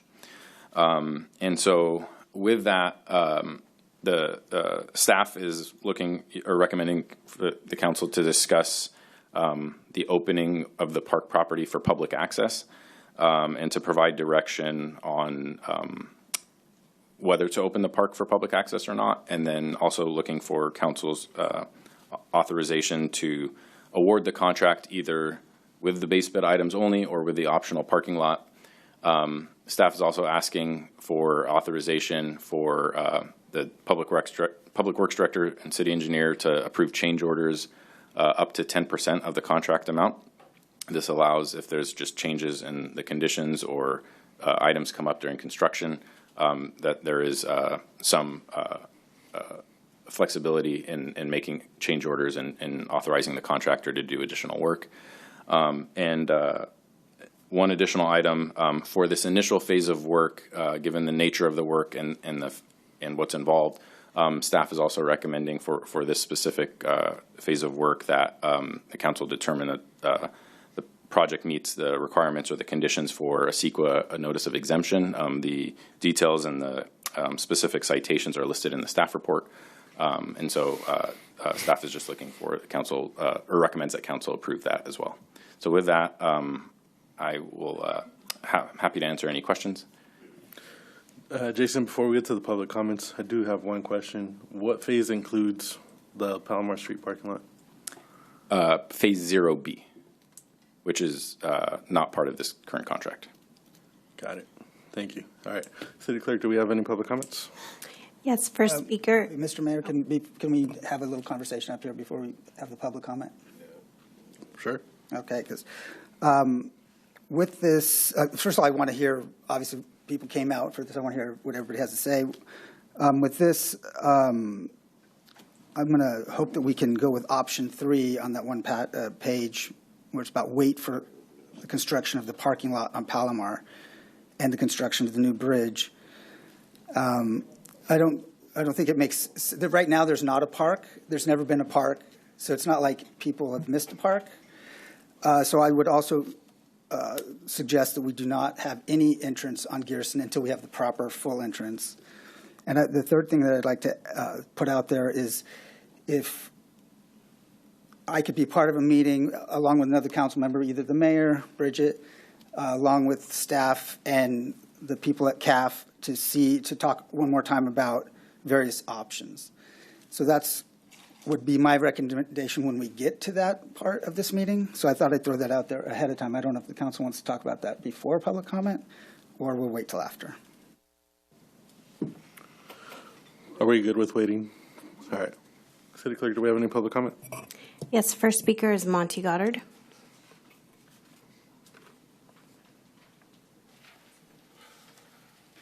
Cool. This is why I came, as you well know. Thank you for scheduling this. 5 options you heard tonight, not counting the unnumbered one. 2 of them are related to the contract, the base bid, and the additive. The other 3 are on slide 6, that slide right there. And I'm referring to these options. Good evening. Option 3 on slide 6 of tonight's staff presentation is the only acceptable, fair, and just alternative. Both options 1 and 2 on that slide place an undue unjust burden on the park neighbors, my wife and I included, at the Gearson Avenue entrance. It is as simple as that. Stated honestly and therefore bluntly, why should my wife and I and our neighbors be punished for the city's failure to execute a simple bridge design construct contract in a timely fashion? The 20-acre park fiasco has been dragging on since 2023. At your city council meeting in December 2023, the staff report for this park's agenda item included 2 graphics. You saw both of them tonight, phase 1 and final. That was it. I commented phase 1 needs to include the second access, which we're talking Palomar. Subsequently, the city moved the park's new pedestrian bridge and the Palomar entrance from final to phase 1. Good move. I was happy. Then we hear about phase 0 and subsequently phase 0A and phase 0B. with Phase 0A consisting once again of a single entry point at the dead end of Gerson Avenue, and Phase 0B consisting of the Palomar entrance and pedestrian bridge, the completion of which is currently estimated to be September of next year.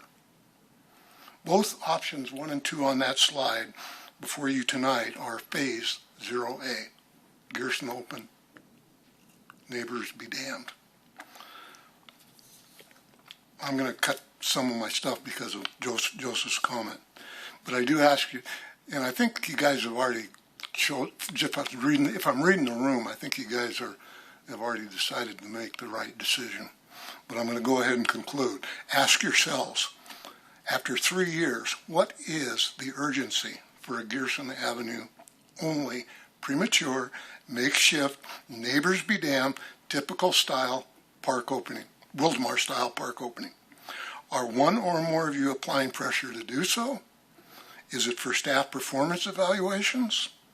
Is it for an additional line of hyperbole in the mayor's State of the City address? Is it for a campaign slogan? My neighbors and I are simply asking you to be fair, to do the fair and just thing. Select option 3. Thank you for your time and consideration. Next speaker is Stephen Lusky.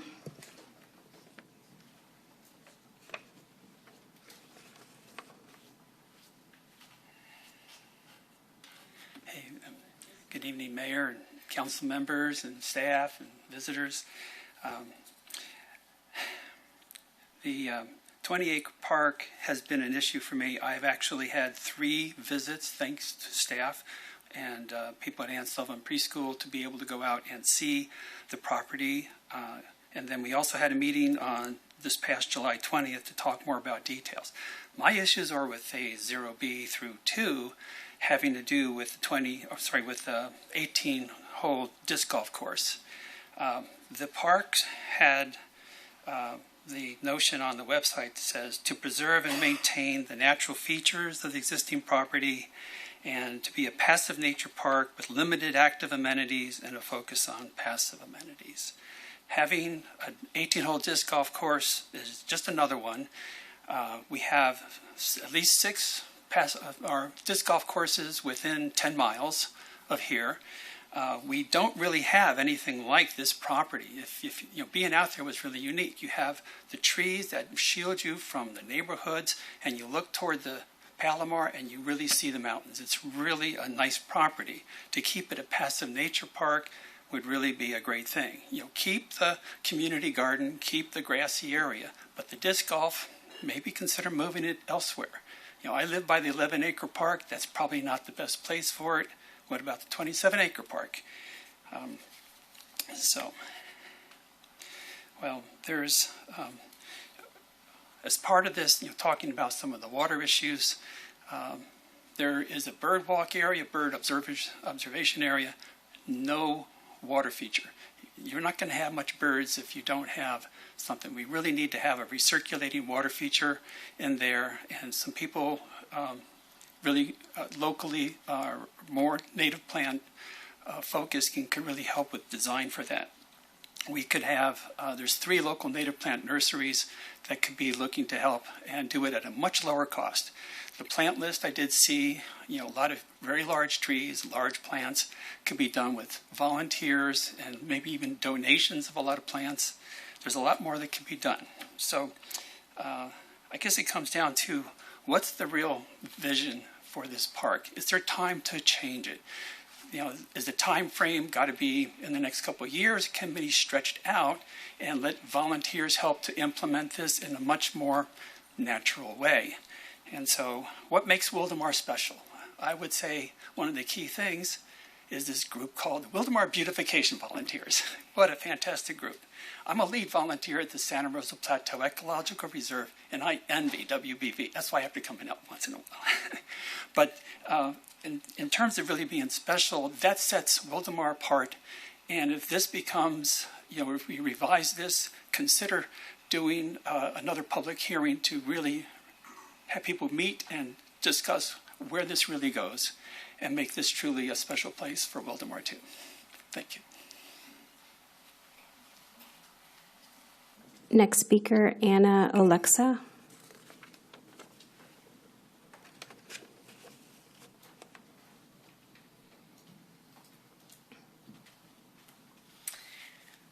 Good evening, Mayor, City Council members, residents of Wildomar. I'm Anna Alexa. My husband is John Coffin, and we live at 22565 Gearson Avenue. Can you pull the slide up of the end of Gearson, please? Yeah, that's our fence. So I'm going to go ahead and go on my script. So where the proposed entrance is for the 20-acre park is 2 houses from a park already on Prairie, Winsong Park. On the weekends, people have parties and picnics, and that's great, but it displaces the residents. And with the opening of that entrance, it's going to displace more residents of Winsong. And it's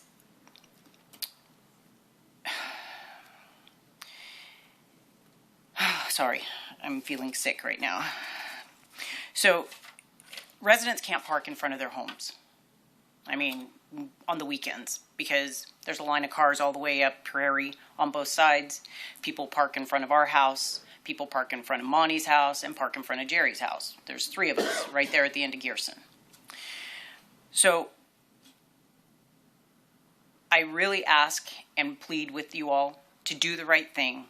Do not open the Gearson entrance to the park. Put it on Palomar, because you're going to inconvenience a lot of residents in Winsong. And security. Is there a proposed barrier between the homes that back up against the park? I know Marna O'Brien has a brick wall between the homes and the park. Is there a proposed barrier between us and the public? And I asked that question because a couple of months ago, there was an e-bike in the park at 9 o'clock at night. The deck off our master bedroom, I could see it. And I contacted Daniel Torres. I never heard back from him. That's not the first incident. John called the sheriff on something else, and the sheriff said if there's no trespassing sign, if there are no trespassing signs, then there's nothing that they can do. So we are at a loss. There are people that have lived there for 30 and 40 years and not had to worry about the public encroaching on their backyard. So I think the only option for the city to do is to open the park on the parking lot on Palomar and not on Gearson. So that is it. Thank you. Next speaker, Nolan King.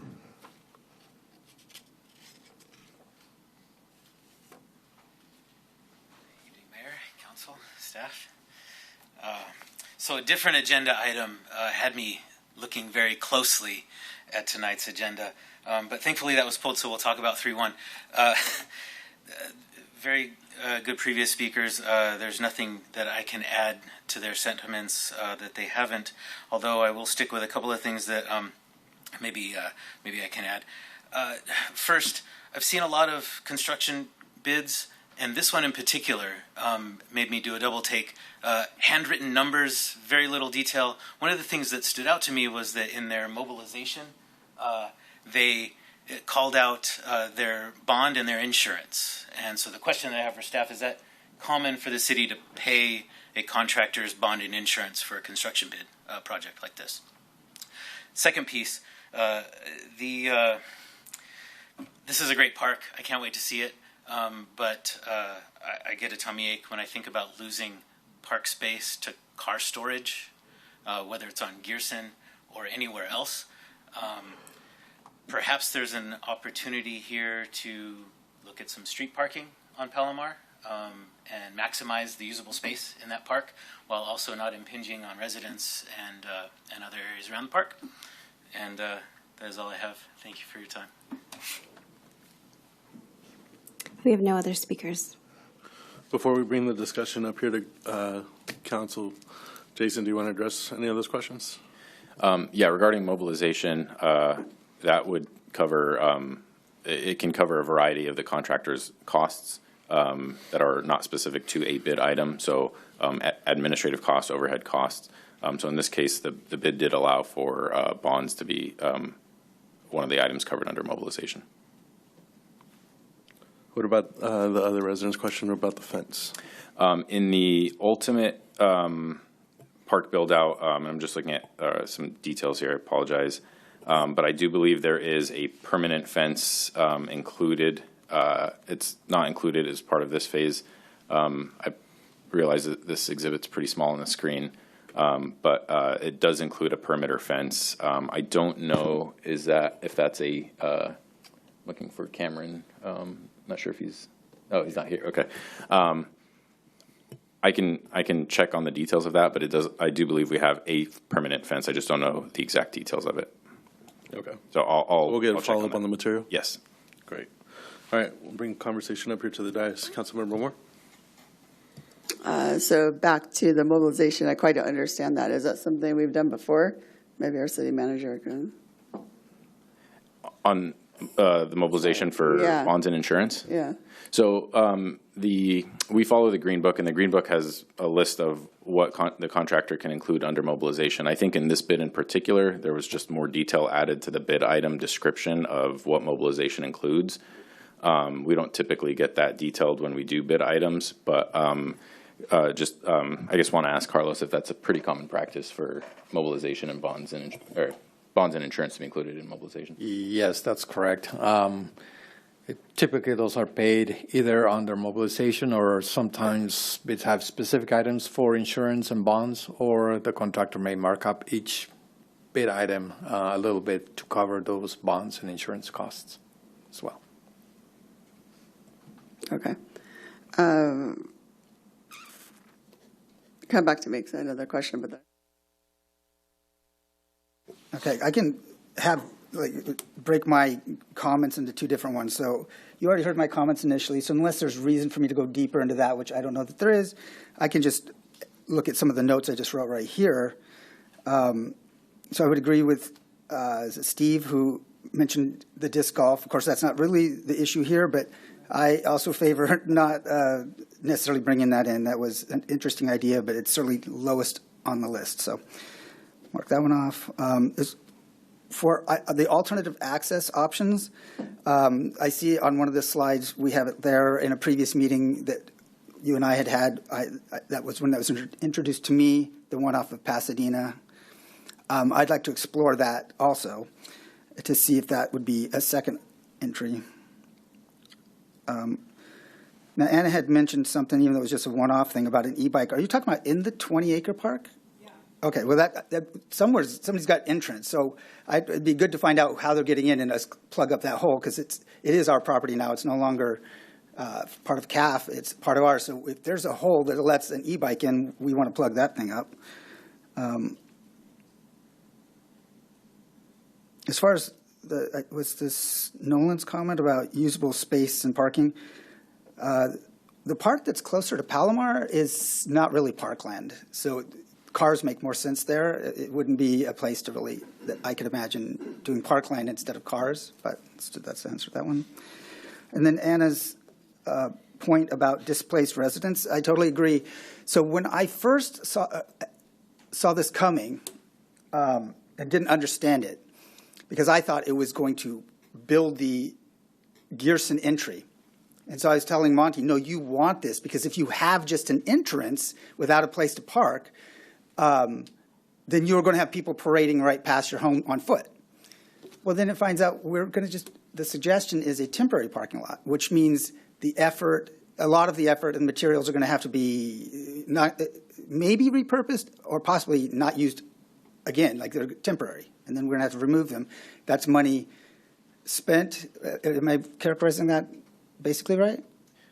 Yeah, correct. That material could either be repurposed when we do the full construction or just disposed of. Right. So, but it's not the same as we're going to build a larger home, but here's the first half we can build, and then later we'll add to it. No, this one pretty much we build it and we got to tear it down and then rebuild it. So I wouldn't want to do that anyway.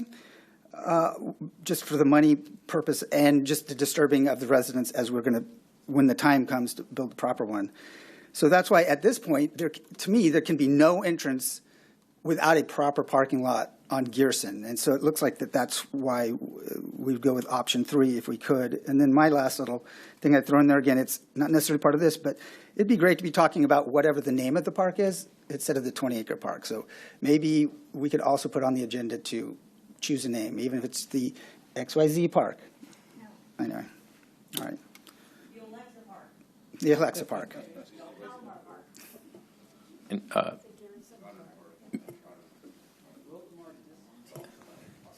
Mayor, if I may, I have an update on the fencing. So it was discussed at the subcommittee level when we discussed various aspects of the park build-out. So there were different costs provided for different types of fencing. Ultimately, I think where this was left off was traditional 6-foot chain link fence along the back of those properties and the perimeter of the fence. Thanks, Jason. Thank you. So I do appreciate staff is trying to work towards a solution and getting the park open. We all want more park space, and you hear that from us all the time. So I do appreciate that these efforts are being made to look for a way to do that. I do agree with the others, however, that this does put a burden on that area of Gearson, who are already feeling the impact of Winsong Park. And I do think we should have a second access as well when we open. So I am in favor for the most part. I think I'm in favor. I did really labor over this because of the, we are always griping, do that we want the parks open. I'm trying to go through my notes. So much has already been covered, so I don't want to be too redundant.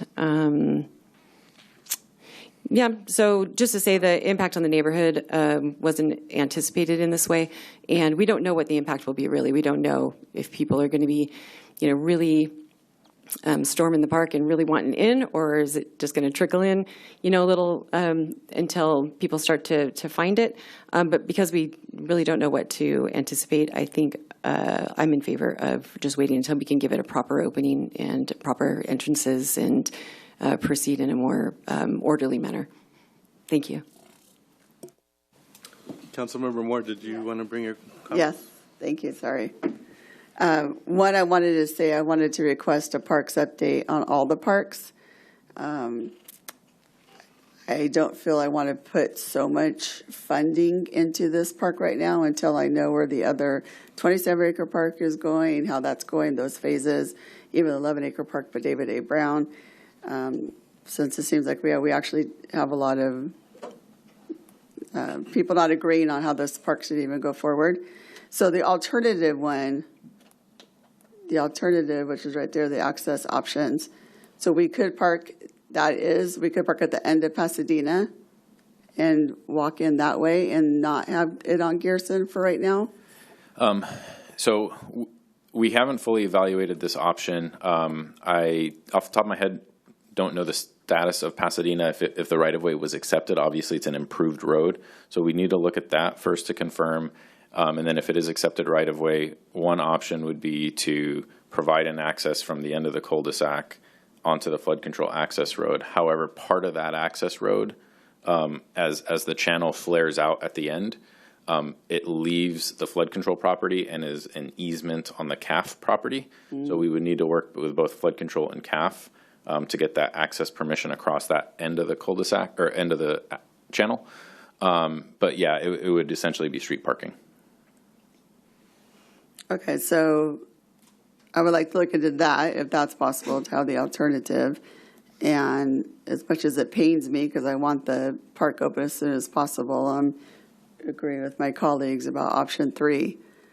But if we say that, I kind of want like a really firm date, because it has been so long we've been talking about this park, that this would actually really happen. Because I know we were talking about opening 2 years ago. And so if we say this is going to be another year, is it really going to be just one more year? Answer that. Speaking of government, no, it'll be 2 years. But this is the Goddard Park, right? We're talking about. Imagine being the guy that parks in front of Monty's house on the weekend. God help him. I mean that. Like, goodness sakes. I'm scared for those people. To address one of the comments, can we get no trespassing signs on all of city property, just so that's just covered? Because that would have just solved the issue with RSO if we don't already have that done for. Okay, so that'll clear that up for the future.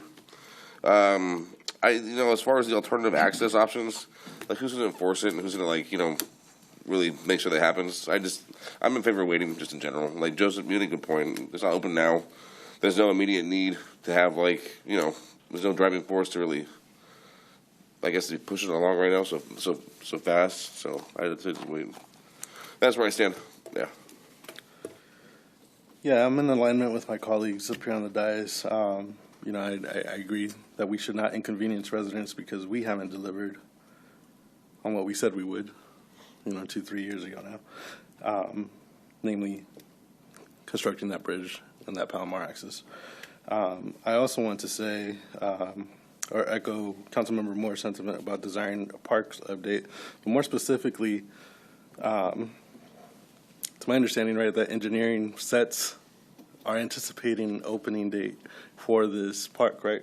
And now we've extended that, I think, this is the third time?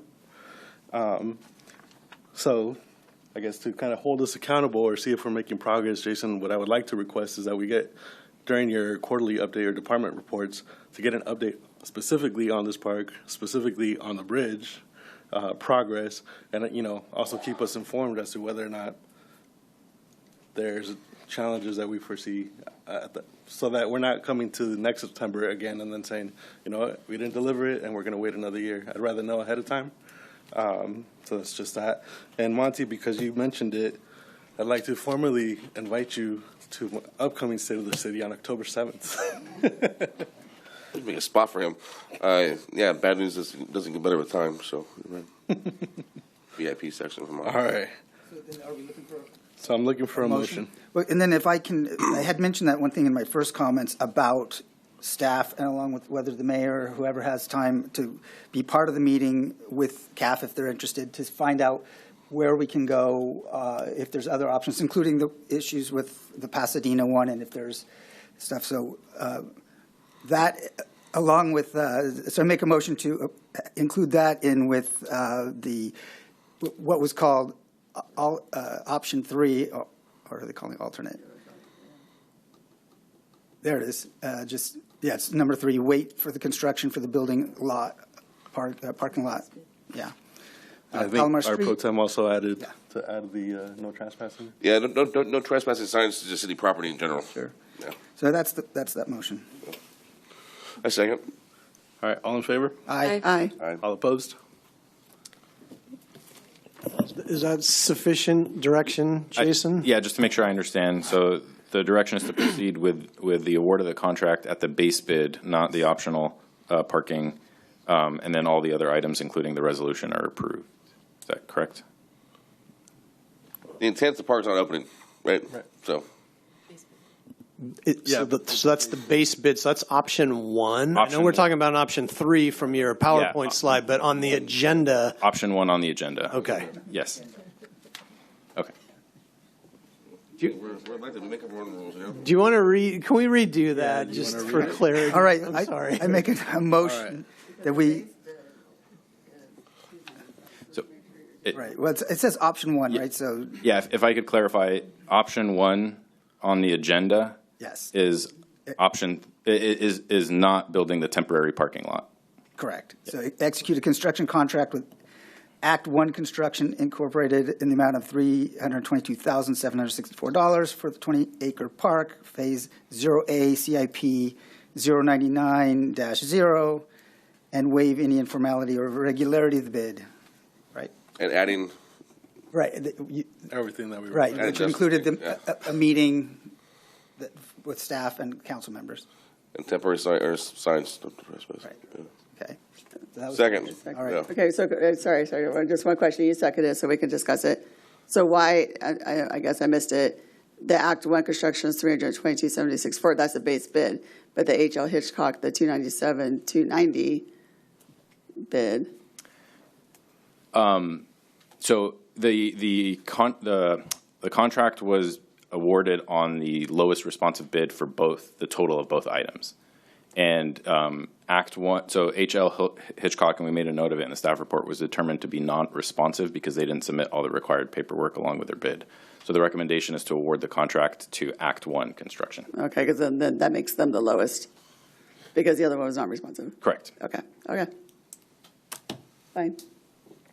All right, all in favor? Aye. All opposed? Okay.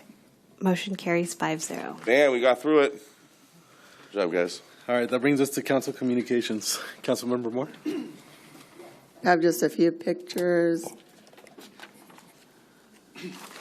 So this was our Cops for Kids night at the Storm Stadium. Lieutenant Reese was also there. I don't think, are you in this picture? I'm not sure if you're in it, but so we had a great night there, fundraiser for them. We had Station 61 out. I had some thank you notes, so I'll give them to them next time. I work now at Julia Lee Performing Arts Academy, and we had Station 61 come out and speak with our students.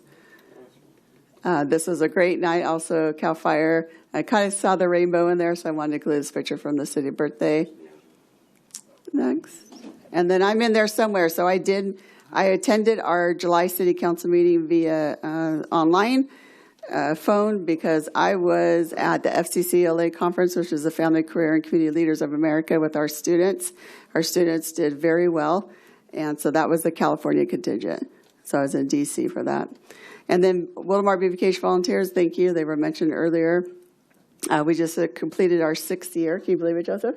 Wow. Our 6th year, July 11, 2020, Joseph and I went out for the very first time to pick up litter.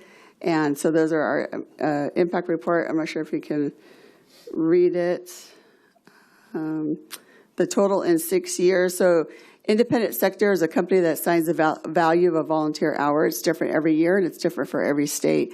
I keep track of all the hours, our bags, the volunteers on Excel spreadsheet. I take the value that I get from Independent Sector. I apply that. So in 6 years, we have given back to our community $600,000. And if you include the foam mat upgrade that was a grant that our nonprofit received, then we're at $659,000 value that we've given back to our Wildomar community. So I thought that was a great highlight. That's it. That's not mine. Oh. That's not mine, okay.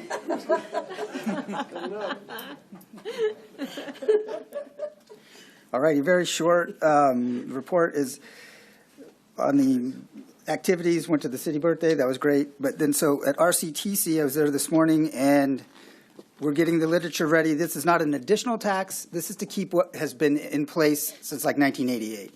And they'll show you on here the Wildomar's had $41.9 million worth of road improvements and or larger road projects on there.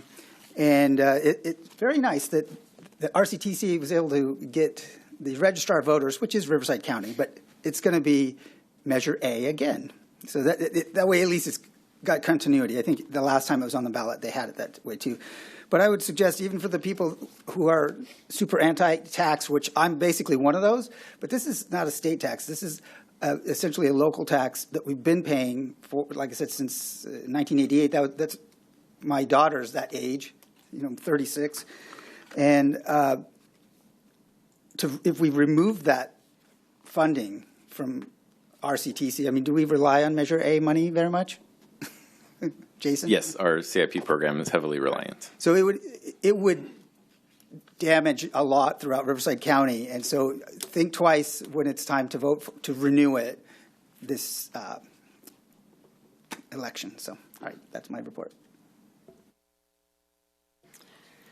Okay, so just hitting some highlights. EVMWD 2x2 with the Elsinore Valley Water District. Happy birthday, WBV. That's awesome. The League of Cities, Cal Cities division meeting, we had it at Inland Valley Hospital, which was really cool. It's the first time attending something in the community room. And so when I think we all noted that when we walked by it initially in the initial tour, it seemed a lot bigger than when we were actually in it, and didn't feel quite as big. National Night Out, that was great. Staff did a great job there. The library birthday party, the city birthday party, which all of that was wonderful, and Coffee with the City. I got to attend Coffee with the City, which was fun because I haven't been able to attend this year due to not being the mayor pro tem. So that is my report. Thank you. Yeah, it was a good turnout. National Night Out was good. Dunk Tank was good. I'll keep it short. Hey, Mariachi Night is September 19th, 6 to 10. Go to that. I want to see like 4,000 people there. That's a good event. And do we know where we stand with the bowl, the mechanical bowl? I know we were working on that too. So we had that last year. My daughter wants that. So anyway, that's all for me. All right. I think with that, I'll hand it over to our city attorney. All right. I just want to quickly announce, so you can put up that next slide. My wife and I became first-time grandparents on Friday. And her name is Delilah. Thank you. That's it. She's beautiful and perfect in every way. That's it. Thank you. All right. That brings us to our city manager report. I can't top that, I guess. All right. All right. Do we have any future agenda items? I have one. I think that if we just maybe part of the next city manager report or something, but I would like us to look at least assisting in-house with parking enforcement throughout the city. Appreciate RSO, but obviously if we don't call repeatedly on the people who just move their trailer or something, Across the street. Yep. Right, and all that stuff, so we have to continue to call, whereas if we have, if we can feasibly do even part-time in-house enforcement, and then we know, oh, it's that guy again. We don't have, our team would just know to go out there without being reinformed. So if we can have some kind of, like I said, just update on how we could do that, if it's feasible, what the cost would be and whatnot, that would be helpful. So I've been having discussions with Lieutenant Reese on this topic more recently. And he just yesterday actually informed me that we're going to work on, I don't know that it's necessarily reassigning, but we have two CSOs under our contract with RSO, and one of those CSOs are going to be asked to really focus on that issue more aggressively. So if you're okay, maybe we can try that first, see how that goes. And then, It's all about getting the job done. So I'm glad to hear that you're already ahead of the game. Yeah. They planned that. That was good. Anything for you? Good. All right. Then I will now adjourn the meeting, the City Council and Cemetery District meeting at 8:39 p.m. All right. Good job, guys.